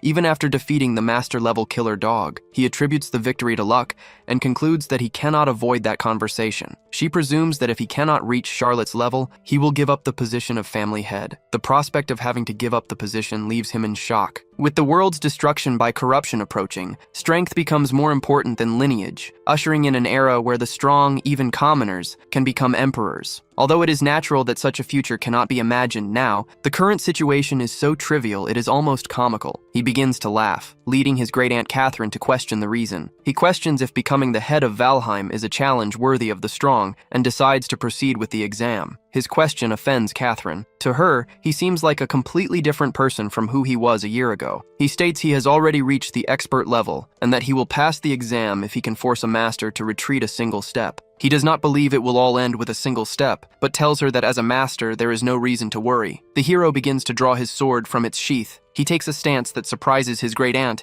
as he unsheathes the blade. It is a fast draw technique, reminiscent of the sword demon's stance. That man's fast draw was unmatched, but he is no longer among the living. She is in shock as she witnesses the hero's movement. The hero channels a powerful aura, which vibrates intensely inside the sheath. There is no doubt, that is the sword demon's stance. She sees the spirit of the sword demon manifest behind him, and then she understands everything. The hero grits his teeth and exhales, releasing a burst of mana as he draws the sword from its sheath. He uses the first sword technique and unleashes the strike. The waves of energy surge toward Catherine, who reacts by drawing her own sword. She grips the sword firmly and acknowledges that his move was good. She wonders where he learned such a technique. She positions the sword in front of her, preparing to block. She moves her blade to intercept the hero's attack. With a single slash, she dispels the wave of energy and states that he is no longer the same person. The clash of the blows generates a powerful shockwave. She smiles upon realizing she is unharmed, but in that same instant, something surprises her. Her sword shatters completely. Even though it is an ancient blade, she cannot believe what she sees and declares that he has passed. She reinforces the result, confirming that the hero passed the exam. She congratulates him on a job well done, but before she can leave, he asks her to wait. He states that he wishes to join the Isekai Knight Order of Valhan, currently stationed at the Red Magic Tower of Halgren. She questions his choice for the mid-level Isekai Order, and he confirms. She stares into his eyes, trying to decipher what he is truly planning. She informs him that she first needs to consult the Knight Commander. He thanks his great-aunt, Catherine. Exhausted, he collapses to the ground upon hearing that Charlotte endured for about 7 steps. An imposing voice echoes, bringing this information to him. It is the voice of his father, the head of the Valheim family, the martial emperor Balrog. His presence is overwhelming, and he notes that the hesitation in the boy's eyes has vanished. He states that Crash has grown up and orders him to rest for today. The young man does not understand why his father came all this way just to say that, and Balrog announces that they are returning to their territory. 3 weeks later, in Halgren, the free city of the Red Magic Tower, he and Bianca explore the city, observing the goods and the magic supremacists. He has already read about this place in books, the Red Magic Tower where the Flame King resides. Bianca knows him well, as he is one of the 10 strongest who became the master of the Magic Tower. This is also the home of the most dangerous of the three regressors, the one who inherited the memories and reached her peak the fastest. The Red Witch, Abela, possesses the magical knowledge from before the regression, and it is only a matter of time before she recovers her mana and becomes a great mage again. He cannot let her discover that he is also a regressor, so he needs to get out of there as soon as possible once his business is finished. He enters a famous shop, known to only a few for the food it serves daily. He approaches Lilina to discuss the master's potion, a maid serving Aslan of the Egret family. He notices that she has not changed at all. She hopes that Master Aslan will be pleased, and the crow notes that the maid with the bright hair is Lilina. He has ordered Crimson to follow the maid with the bright hair to gather information. While they wait, they decide to eat. Afterward, he takes Bianca back and waits for Krim. At that moment, Krim appears, flying in. He asks how the mission went, and the crow begins to report. After the events at the mansion, the grandson of the Flame Emperor, Aslan Egret, Crimson reports that he took his own life. The face of Aslan Egret is revealed after the act. People rush to cut the rope as soon as they find his body. A young woman cries upon seeing the body of Lord Aslan Egret. His mother begs for them to let her join him. She states that she no longer has any reason to keep living. The girl offers food to the crow, but the attempts to kill him pile up. The week before last, it was poison, and last week a hanging. If this continues, the next attempt could be fatal. Suddenly, a voice emerges, offering help to solve the problem. She asks who is there and notices her crow, Krim, is fatter, a sign that someone has been feeding him. Our hero reveals himself, accompanied by his own crow, and introduces himself as Crash, the youngest son of the Valheim family. She recognizes the name of the most powerful martial family in the kingdom of Starlon, and questions why the son of such a prestigious house is listening to other people's conversation. He claims he overheard by chance and thought he could be helpful. He reveals the true reason for Aslan's anguish. His loss of the will to live is due to the disappearance of Dorothy, a student at the Magic Academy. She is astonished by the revelation, as only a few people in the family knew that secret. He continues, questioning why they would hide the disappearance of an ordinary girl, and concludes that there is something very strange about it. From another perspective, he observes that the world's corruption and the corrupted species are constantly evolving. Because of this, forbidden areas like the Spirit King's forest have expanded, but the girl does not understand why he is talking about this. He explains that the Spirit King's forest evolved and produced all of this, revealing that this is Dorothy's true identity. That is why the deputy head keeps her existence a secret. The girl then asks why she is hearing all this, since she is just a maid. Our hero replies that he watches her every day, going to a distant dining hall and worrying about Aslan even when she is alone. He believes that finding someone like her is the only way to save Lord Aslan. Crash reveals that, although Aslan may not know it, he was saved by him once in the past. Aslan saved him from the flames, because he did not want to lose him. To repay that favor, he asks her to help Lord Aslan, promising he will bring Dorothy back from the Spirit King's forest in a few days. Spirits are corrupted creatures that threaten the world from the forests. On the outskirts of Halgrim, the Red Magic Tower acts as a great barrier fighting on the front lines. To stop the forest's advance, the head of the family wonders why he was chosen to enter, under the pretext of a forbidden investigation. Safina, the team's fourth-class investigator, is under surveillance by the main house. Our hero informs them that he will join the Isekai Knights in Helgrin, which would be another problem for them to handle. He receives the investigator's badge, and she warns him that although his subordinate is competent, there are places unauthorized people cannot enter. She introduces herself as Milsis, a third-class investigator from Saphira, and informs them she is accompanying Cloud, a fourth-class combatant. The luminous dust from the spirits is thicker, and they must be extra careful as they enter the forest. Our hero realizes something has been strange since the day before, a feeling that is out of the ordinary and deeply unsettling. The story goes that a long time ago, a subordinate of the Egret family led a spirit out of the forest. That subordinate and the spirit traveled the world,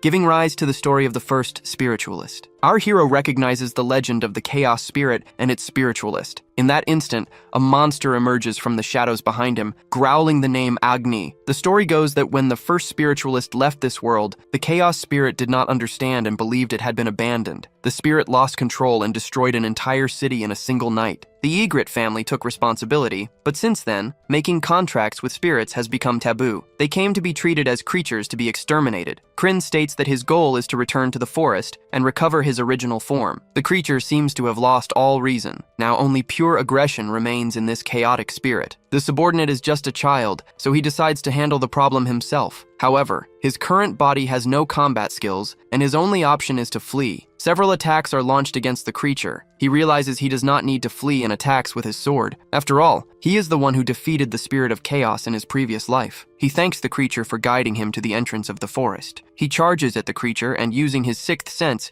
continues the assault with his sword of fire. Before the regression, he struggled, since only skill attacks worked. Now, however, he possesses Ignis, the most aggressive of all flames, which reduces everything it touches to ash. He attacks now, before the world is fully corrupted, and the spirit of chaos grows even stronger. The blow strikes the green creature, which immediately begins to thrash. Compared to the past, a single strike is more than enough to defeat the monster, splitting it in two. He concludes that the spirit is weaker than he expected. Its passage through the forest must have partially purified it. He begins to absorb the power of the spirit of chaos, including its incredible regenerative ability. The creature finally dies when its spiritual core is destroyed, and he absorbs it with his ability. Now he can absorb the power of the corruption, without the need to destroy it completely. The creature's core is completely absorbed. His ability, the Black Hood, captures the curse of Agni. The curse enters his hand and is completely assimilated. He calls for Crimson Garden, who accompanies him on this mission. It is the creature's final farewell, as it whispers the name of Igni one last time. She wanted to speak with Agni one more time. She waited all this time because she believed Agni would never abandon her. The girl thinks of Agni, and a wave of sadness washes over her. She remembers a time when Agni would hold her. Crimson Garden laments the farewell. He decides not to interfere, as his role is simply to observe the world through his subordinates. He says that he still cannot forget the presence of Agni and asks if that is why Crimson came to see him. Instead of caring for the subordinate with a limited life, he thinks Crimson should have taken care of him instead. The being replies that for that to happen, he should have relied on the help of others. He admits that he did not realize and apologizes. After expressing his regret,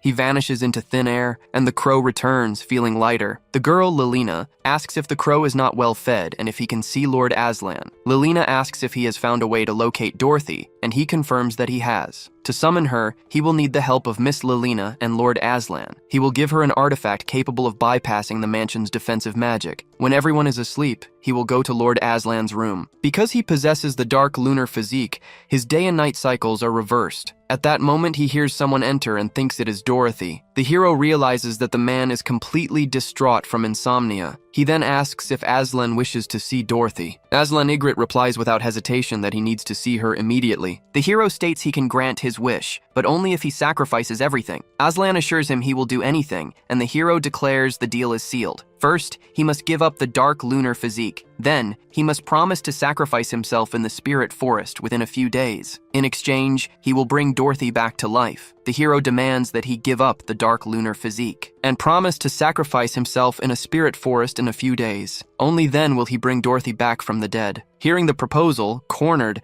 Aslan thinks he is dealing with a demon. The hero replies that the comment is rude, since a real demon would have already torn off his limbs. Aslan reveals he was already planning to die, so the sacrifice does not matter. He considers the terms fair and asks if the other man knows what the dark lunar physique is. The hero demands that he give up the dark lunar physique and promise to sacrifice himself in a spirit forest in a few days. Only then will he bring Dorothy back from the dead. Hearing the proposal, cornered, Aslan thinks he is dealing with a demon. The hero replies that the comment is rude, since a real demon would have already torn off his limbs. Even so, he shakes the hero's hand, showing his trust and asking for more details. Aslan Ygritte trembles in his room. He is an heir to the Ygritte family, masters of fire magic. However, Aslan cannot use fire magic due to his dark lunar physique. For this reason, he is removed from the line of succession, deprived of the affection of his own family. His grandfather scolds Agatha, Aslan's mother, for insisting the boy is her grandson and cannot lose his right of succession. He corrects her, calling her acting head Agatha Ygritte, and asks if she will let the family and the Red Magic Tower fall just to spoil her grandson. He states that none of this would have happened if she had not married someone with yin energy. The grandfather mentions the rumors about a girl named Bella in the Red Magic Tower,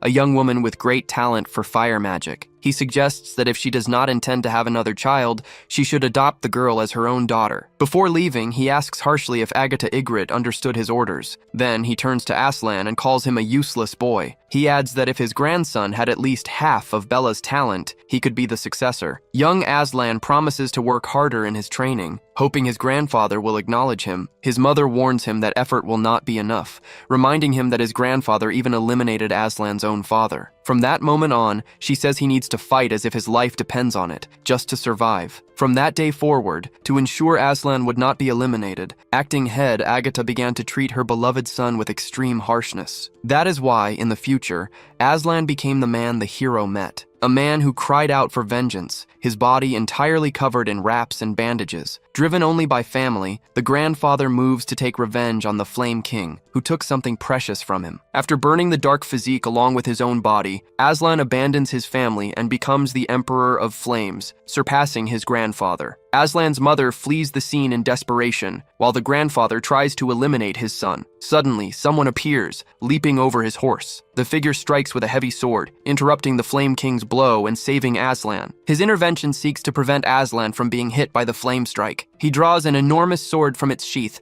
and throws Aslan away from danger. In that instant, Lilina catches Aslan, saving his life. Lilina appears accompanied by the Crow Queen. She reveals that in her pocket are a letter from Crash and Dorothy's crystal. Aslan and Ygritte take the paper from Lilina's pocket. The letter instructs them to follow the crow to a shining lake and place the crystal in the water, where the Spirit King's egg will bring Dorothy back to life. Lilina, however, still appears to be upset. She explains that stealing Dorothy's crystal only required luring the acting chief. Aslan Ygritte wonders if Crash is all right. Crash appears unharmed, holding his sword. He says he does not understand why Aslan wants his dark lunar physique, but states he will hand it over if necessary. He instructs him to take the power and begins to release the dark lunar physique. With this, all the seals break, allowing the protagonist to absorb the curse. Crash appears without a single scratch, sword in hand. He insists that he take the power immediately and begins releasing the dark lunar physique. A vortex of energy forms as the chains shatter, releasing the ability. The head of the family, the Flame King, is in a state of shock. He realizes the young man's energy has suddenly grown stronger and is shocked to recognize him as the worthless one from the Valheim family. The young man confirms his identity. He is Crash. Then, he adds that he is Aslan's friend. The Flame King can hardly believe the young man's sudden burst of energy. When he asks who the intruder is, Crash Valheim introduces himself, leaving him even more shocked. He recognizes him as the failure of the Valheim family, and to make matters worse, a friend of his grandson, Aslan Ygritte. The Flame King begins to laugh at the declaration, commenting that the young man's sinister energy is just a condensed curse. He claims he is already busy with his grandson and tells Crash to leave, as he has no intention of fighting the Valheim family. In a lightning-fast move, Crash appears behind him, reminding him that he is one of the 10 strongest in the world. And yet, he unleashes an attack directly at his back. Crash accuses him of turning his back on a rookie, even though he is one of the strongest. He notes that both he and Aslan only learn things the hard way, by taking a beating. Far from the battle, Aslan places Dorothy's crystal in the lake. Lilina says the young master needs to save Dorothy soon, because Crash has a chance to defeat the Flame King. He holds the crystal, remembering that it never mattered how many spells he learned. He simply could not use fire magic, making him a disgrace to his family. He considered himself useless, but now he feels like he is doing a good deed. To Dorothy, however, he was incredible,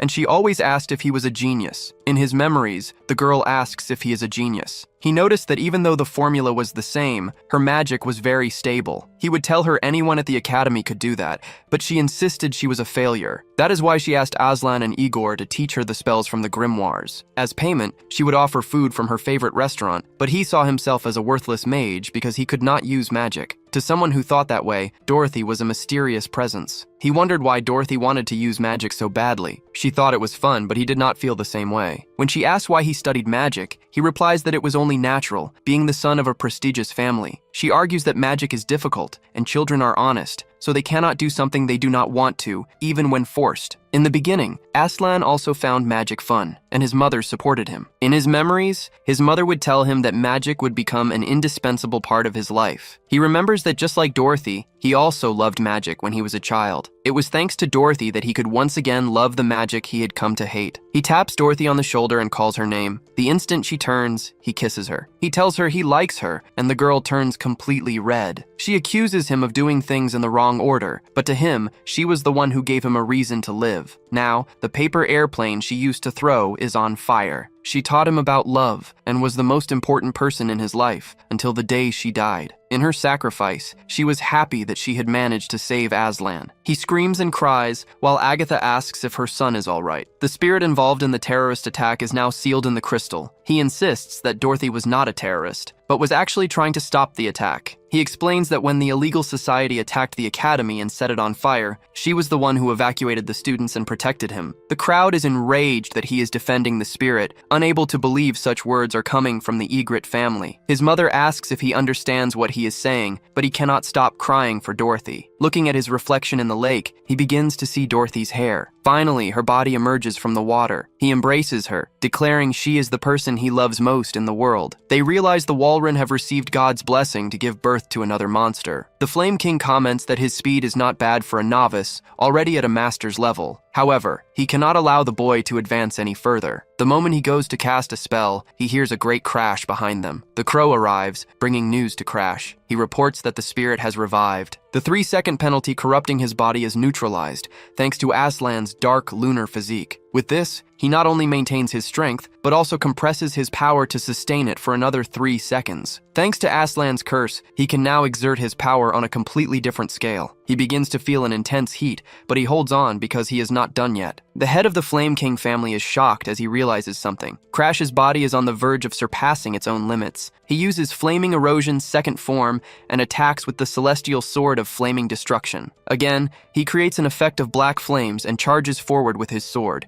This distresses the Flame King. They clash in a contest of strength, and a great torrent of flames erupts from the impact. The hero finishes the attack and begins to weaken. The Flame King manages to break through his defensive magic, and yet he manages to wound the hero. He is a direct descendant of the Valhen and a friend of Aslan. The hero says he knows him better than he would like. As he begins to bleed, the Flame King knows he will become someone great, someone whose name the entire world will know. If he remains by his side, he can become a leading figure in the new generation, and Aslan will bring fame to the Egret family. While searching for Abella, his grandson found an extraordinary person. An ice barrier rises between the two. Aslan warns that they provoked the high-level spirit and that it is dangerous to stay there. The Flame King finds the situation strange. With his sword broken, the hero tells him to leave, asking if he has any idea how many lives will be sacrificed if the castle collapses. He tells Adolf Egret, the Flame King, that he is leaving the high-level spirit in his care. Adolf begins to laugh in despair. He becomes furious with the protagonist, who flees the scene. He, the crow, and the others leave the place behind. Adolf asks what he just said, and the hero replies that the situation is exactly what it looks like. He warns Adolf Egret, the Flame King, that many lives will be lost if the castle falls. He leaves the high-level spirit for the king to face. The decision leaves the old king in shock, as everyone escapes the location. The entire group, along with the horse, enters a magical teleportation circle. Lilina says this is what he gets for being reckless, and that he has no chance against one of the 10 strongest in the world. The hero replies that an opportunity like this does not come around every day. Aslan says that he now owes the protagonist a favor. He asks what they will do now, and Aslan reveals that his dark lunar physique is gone, so he intends to return to training his family's fire magic. He chooses the harder path, aware that the patriarch will not accept it,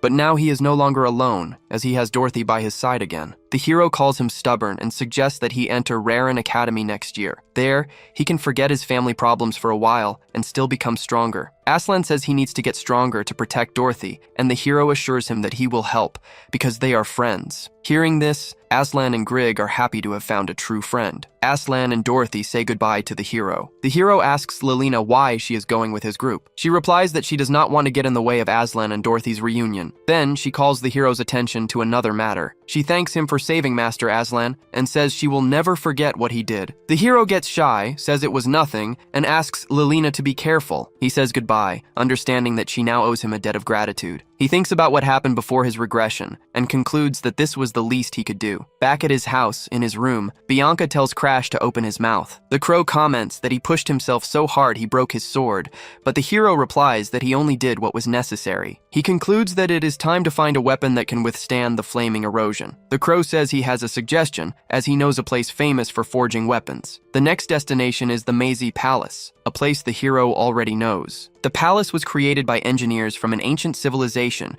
to forge weapons capable of rivaling the corruption of the mechanical palace, and built by a dwarf known as the World Eater. The palace autonomously mines and processes underground resources, creating infinite treasures. This attracts adventurers from all over the world, who thrive on the byproducts of the place and give rise to the city of Lavara. The deeper one goes, the rarer the treasures, leading explorers to form teams for the challenge. However, no one can get past the 8th floor because of a ghost that wanders the area carrying a head and a sword. His name is Rakuten, former leader of the Black Lions and a figure admired by all. Due to the ability that gives the palace life, he cannot die. He wields the legendary sword Amaboshi and continues to wander the 8th floor. Last time, Locken got lucky and found the sword, but he died upon entering the forbidden area where Charlotte was. But this time will be different. He will defeat Rakuten on his own and take his sword. Before his regression, he spent an entire year in the Meizai Palace with Annix's group. They went there after hearing that Locken had found the sword, but when they arrived, they only found a piece of trash who called himself the king of the place.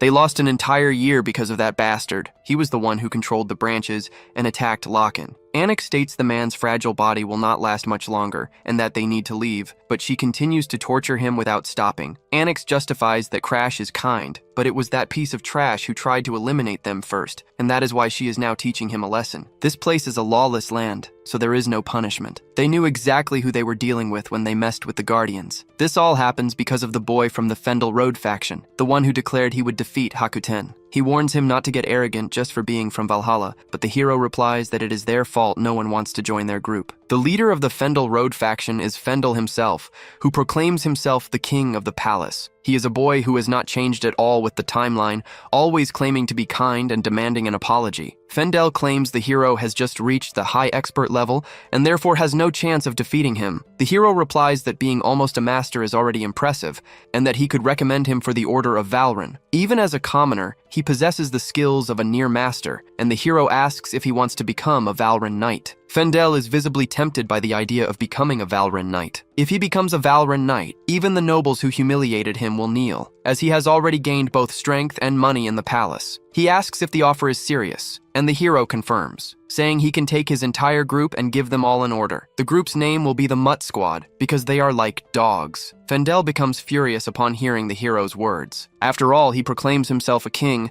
yet a single chance for advancement gets him excited over a pathetic promotion. Fendel warns him that it is better not to make him an enemy if he wants to pass the 8th floor. The hero retorts that if he beats him up, everyone will immediately want to join his group. Born to privilege, he does not know how to gauge an opponent's strength and has no idea what it means to live without protection. Fendel asks if the hero's family will come after him if he fights and wins. The hero replies no, because Fendel will not even be able to touch him during the fight. The hero prepares to face Fendel, who swears to eliminate him no matter what happens. He charges at the protagonist, who begins to draw his sword. The hero unsheathes the blade and defends against Fendel's attack. Fendel notices he is using a black iron sword, as expected from a Valheim swordsman. Fendel believes he was just lucky to block the blow, as he considers himself superior in both strength and aura. Fendel attacks again, but the protagonist counters with his sword, deflecting the blow. Fendel intends to leave a mark on his neck that he will never forget. A flurry of attacks rushes toward the hero. The hero unleashes a spinning strike that repels Fendel. He realizes that was not luck. The counterattack was calculated, based on pure experience. The hero uses fire magic on his sword, a skill worthy of a direct heir of Valheim. He strikes with the flaming sword, but Fendel dodges, proving he also possesses skill. Fendel imbues his sword with green lightning and vows to show why he became the king of this place. He dashes forward at high speed, green lightning enveloping his body. The attack collides with the protagonist,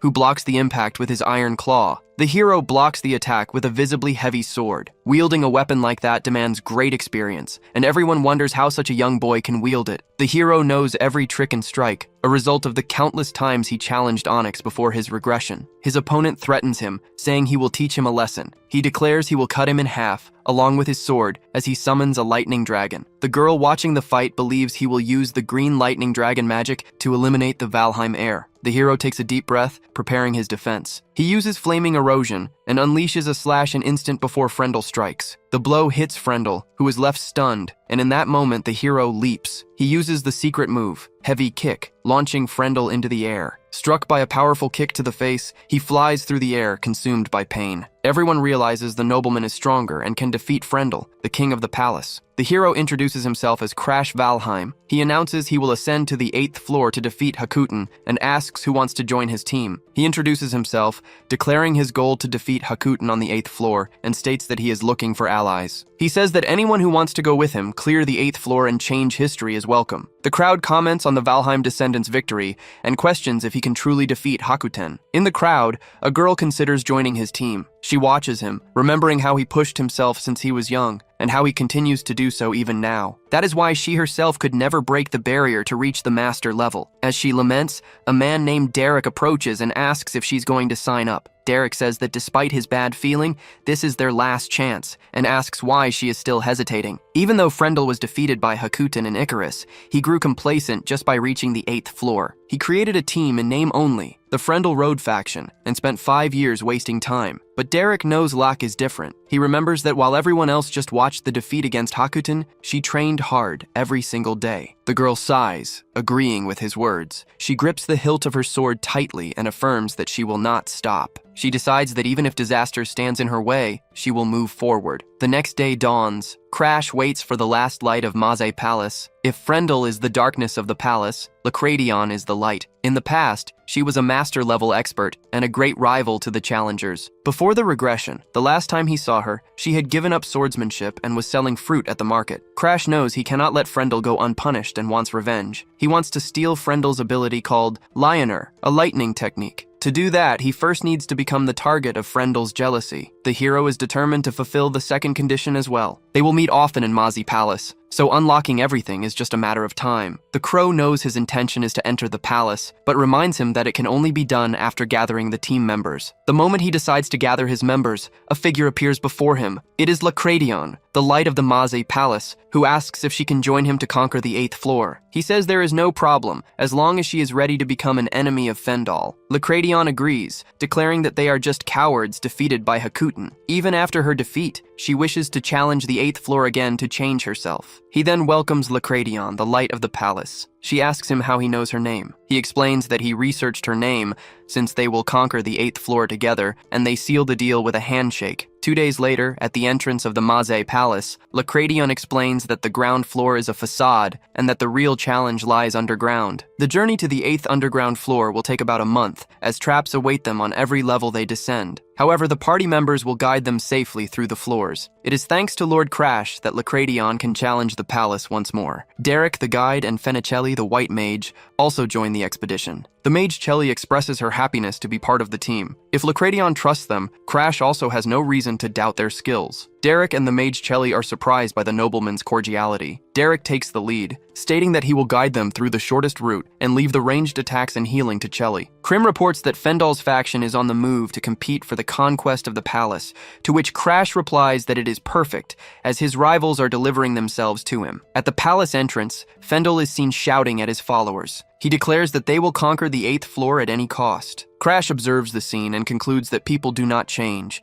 as Fendal is still the same as in his previous life. The group begins its descent down a long spiral staircase. They notice the strange presence of windows, even though they are underground. Lacradion points to a door and warns that beyond it lies the first underground floor. On this floor, they will face monsters known as clockwork rabbits. Crash then asks Lacradion to show what she is capable of. The moment the door opens, red eyes glow in the darkness. Several rabbits emerge from the shadows, each holding a golden watch. One of them stands out with a grotesque face and red eyes. The creature opens its face, which transforms into a gaping maw, and it lets out a scream. Lacradion charges at the creature, sword in hand. Her charge is so fast that she seems to disappear for an instant. She unleashes a succession of swift cuts, eliminating the rabbits with ease. Lacradion shows a new determination to conquer the floors this time. Crash watches in surprise, as none of her movements are wasted. Compared to Fendal, Lacradion's fighting style is direct. The difference between the basic level and a master's domain is his next objective, and this is the perfect opportunity to observe it with his own eyes. So far, he has elevated his power by stealing abilities and using elixirs of the secret arts, reaching a level where he can fight a master. However, a master's domain must be achieved through personal effort. Wanting more strength is pointless if he cannot even master the basics. His attempts to imitate geniuses are useless. Lacradion, however, is different, as she built her foundation with sincere training. She reached the level of a master, and for that reason, he has a favor to ask her. He proposes that if they reach the 8th floor, he can train with her every day, using only swords and no aura to conserve her strength. The girl reacts with surprise to his request. Derek states that the idea is reckless, but she agrees anyway. The group continues to advance, and Derek laments that she accepted the proposal at such a crucial moment. Lacradion replies that his eyes were convincing. She sees in his eyes an ambition for even greater heights. Faced with a look like that, Coming from someone who seeks more power, she could not refuse. The group gathers and decides to press on toward the upper floors. Outside, a figure screams, cursing the name of Valhalla. A person with a tail declares that they will go after what belongs to them. In that instant, the tigress's fury turns against the hero. He states that the Thunderstar is his, and he will not accept handing it over to Crash. The hero and his group arrive on the 6th floor of the Masse Palace. He and Lacradion fight together, demonstrating perfect synergy. More than a month has passed since they arrived at the palace, and Lacradion has proven strong enough to conquer the floors on her own. As a result, Dereki and the mage Chelly have barely had a chance to participate in the fight. The stamina of the two seems endless. They reach the 6th floor without stopping, energized ever since they started training together. In Lacradion's view, Crash shows a constant eagerness to learn. Since he lacks the basics, the hero decides he will steal everything she knows. The girl is in shock upon hearing his declaration, as it is unusual for one swordsman to try and steal another's techniques. Normally, a swordsman's pride would make him hate such an attitude. In Crash's eyes, however, there is no hesitation. For the sake of getting stronger, he is able to cast aside his pride to overcome the power gap with Fendel. She realizes that if she follows Crash's example, she too can become even stronger. At that moment, Lacradion asks the hero why he so desperately wants to become stronger. Derek interrupts, warning that the 7th floor is just ahead and that there is no time to waste. The hero then reveals the reason: the destruction of the world. He wonders if he is capable of preventing this destiny with his own power. Derek questions what the brat is talking about with the destruction of the world. He scoffs, saying that to imagine such a thing, the hero must still have a childish side. Lacradion, however, knows it was not a joke. Crash's eyes were too serious. Those eyes carry the absolute conviction that the world will be destroyed. Inspired by this certainty, she decides she will also give her all for his goal. The closeness between Lack and Crash does not go unnoticed by Derek. He informs Crash that they have reached the 7th mechanical labyrinth and warns him to prepare. Countless traps and monsters await them, and the labyrinth walls move on their own, making it vital to use their observation skills so they do not get lost. Our hero, however, claims there is no reason to worry. After all, Derek is an excellent guide who will lead them to the 8th floor by the easiest route. At that exact moment, all the labyrinth walls begin to move, threatening to separate the group. Lack apologizes to Crash, as she deduces this is a cowardly trick by the Fendal faction, who knows every inch of the maze palace. She was already expecting a trap on this floor, and so getting separated from the guide would be the worst possible scenario. However, our hero knows exactly how to handle the situation. The girl wonders what he means by that. He reveals that he will use one of his skills to escape the labyrinth. In return, he asks her to carry him, as the technique requires immense concentration. The girl puts him on her back and dashes down the corridor without hesitation. He instructs her to turn right in 500 meters. Running at high speed, she obeys him and turns left at the next junction. The walls, once black, now turn red, a sign that they are approaching the exit, and his instructions are even more precise than their guide Derek's. She begins to realize how many other talents he is still hiding. As she runs, the hero steadies himself on her back. Suddenly, the crow warns of a nearby presence and tells Crash to stop, causing both of them to hold their breath. Noticing something, the hero quickly covers her mouth to ensure silence. He instructs her to suppress her presence as much as she can. Immediately after, a loud crash echoes behind them. A figure appears, commenting that not even an aura sword can destroy the walls of the maze palace. She repairs the destroyed walls, stating that there is no end to them. It is the World Corruptor, the armed princess of the Tiger Clan. Our hero is shocked to recognize her, because the weapons maniac is here, in the maze palace. World Corruptors are beings with special abilities, born from the world's own corruption. Although there are calm types like Velasquez and Crimson, others are agents of destruction like her, one of the 10 strongest beings on the planet. The revelation leaves the crow in shock, who warns that this maniac is incapable of reason or conversation. Based on his experience, he concludes that the best thing to do is keep their distance. The situation is problematic, as our hero knows that without the Thunderstar, he does not have a sword capable of defeating her. Furthermore, if his current blade cannot withstand the power of his attacks, he will not be able to fight at full strength. Despite everything, there is a crucial reason to stop that maniac from obtaining the Thunderstar. That sword can become the best in the world or the worst, depending on who wields it, and the Martial God Institute plans to give it to the Sword Sovereign. The result would be humanity's defeat by the World Corruptors. It was because of the Thunderstar that Charlotte managed to defeat the Sword Sovereign before the regression. Before, Arthur avoided the sword to force a fight between Charlotte and the Sovereign, but in this life he will not use her as a sacrifice, because he needs her and the others to stop the world from collapsing. He decides to eliminate the corruptors one by one, but notices she arrived first and tells Crash to give up on the sword for now. He informs them he is heading to the 8th floor, leaving the crow startled by his decision. Using the features of the 8th floor, they can steal the Thunder Star, even if they cannot defeat the armed princess. She will not dare to act against him, as she fears Balrog. On the 8th floor, the carriage area, they notice something strange. Even though it is underground, the view from the window shows the surface in perfect peace. The white-haired boy says they can admire the view later, because as soon as they defeat Hakuten, they will be free to explore the treasures of the 8th, 9th, and 10th floors. They believe no one else is in their way, since the Fendel faction only needs to focus on defeating Hakuten,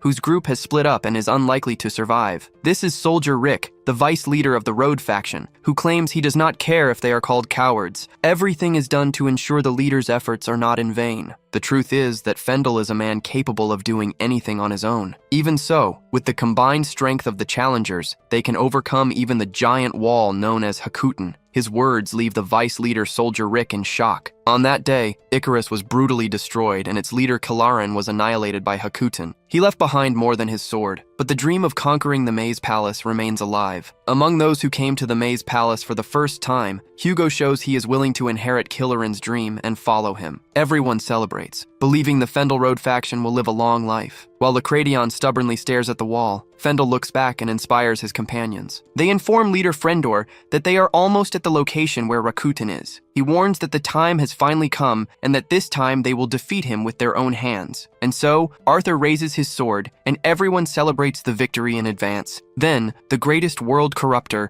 the weapons maniac, appears before them. Her eyes fixate on the sword and obsession takes over. The 3 members of the Frendor Road faction freeze in shock at the sight of her. Their entire bodies scream danger, paralyzing them on the spot while their minds command them to run. The tigress destroys her enemies in a matter of seconds. She licks her lips, commenting that it was not bad at all. Her attention turns to the sword, and she wonders what kind of weapon it is. The trio remains in shock, their bodies unable to move. He tries to warn his men, but his voice comes out cold and tense. The instant he orders a retreat, it is already too late, and many are eliminated. Still, he manages to raise his sword to defend himself from the tigress's attack. Even so, his body trembles before the enemy's overwhelming power. The tigress notices he let his companions escape first, acknowledging his good instincts. However, they cannot escape the shadow clones, created to eliminate what she considers trash. No weapon can stand against them. She claims that by now, his companions are likely already dead. He has only one chance, so he stays on the defensive, keeping his guard up. Suddenly, she is surprised by something he is doing. An intense light erupts from Fendel. He leaps and uses his lightning ability, blinding the tigress. Green lightning begins to course through the black blade of his sword. He knows that if he bets everything on this strike, he will have no strength left to face Hakuten,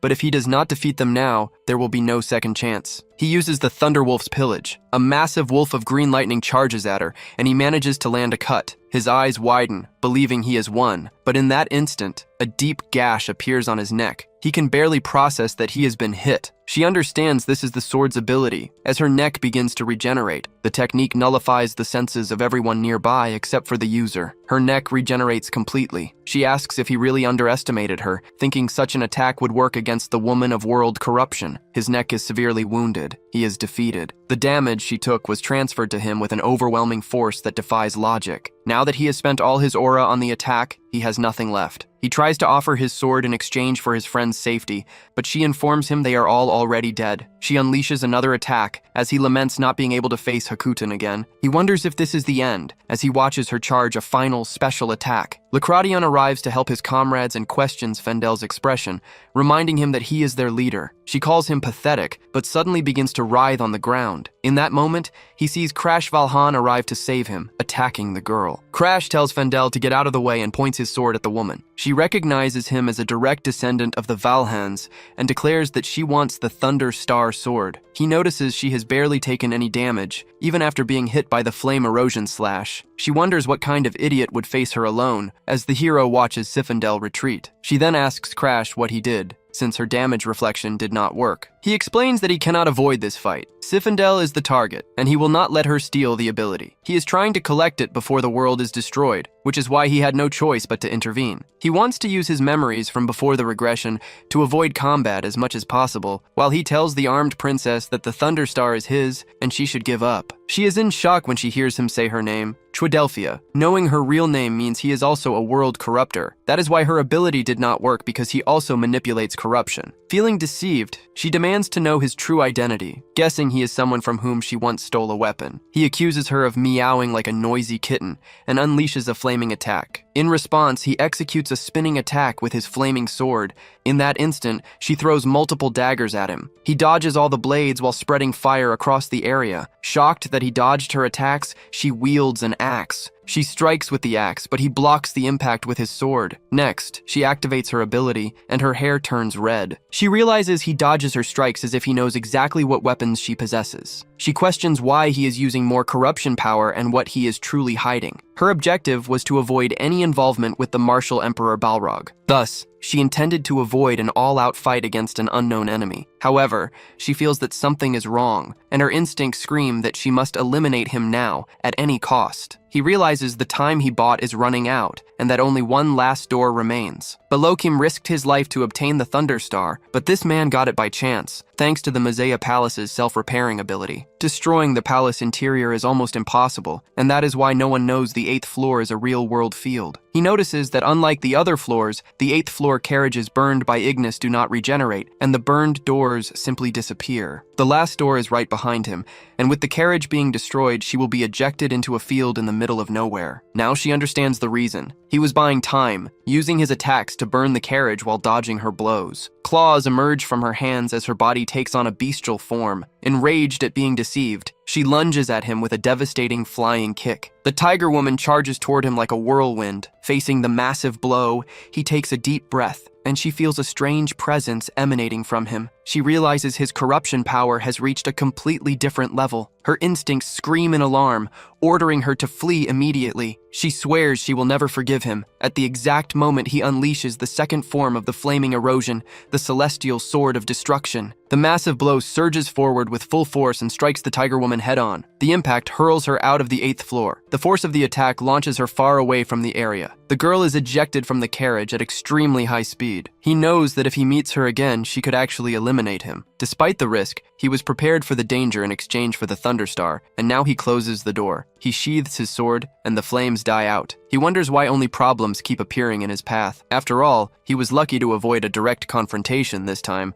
but he knows the next time will not be easy and that he needs to get stronger. The crow asks how he managed to defeat the maniacal armed princess. He ignores the question and asks what happened to Lacradion, but the crow just tells him to see for himself. Upon finding Fendel injured and being tended to, he demands to know what happened while he was away. Fendel tried to save him and ended up wounded by a clone, which disappeared the exact moment the main body was defeated. He stares at Fendel on the ground, defeated after sacrificing himself to save his comrades. He is shocked to realize that Fendel saved Lacradion. Before the regression, he was a good-for-nothing from the Maze Palace who mistreated his comrades and abandoned lives without remorse. Since Fendel was an obstacle in his past life, and also in this one, he assumed that nothing had changed since before the regression. But in judging him this way, he realizes he is not so different from Arthur.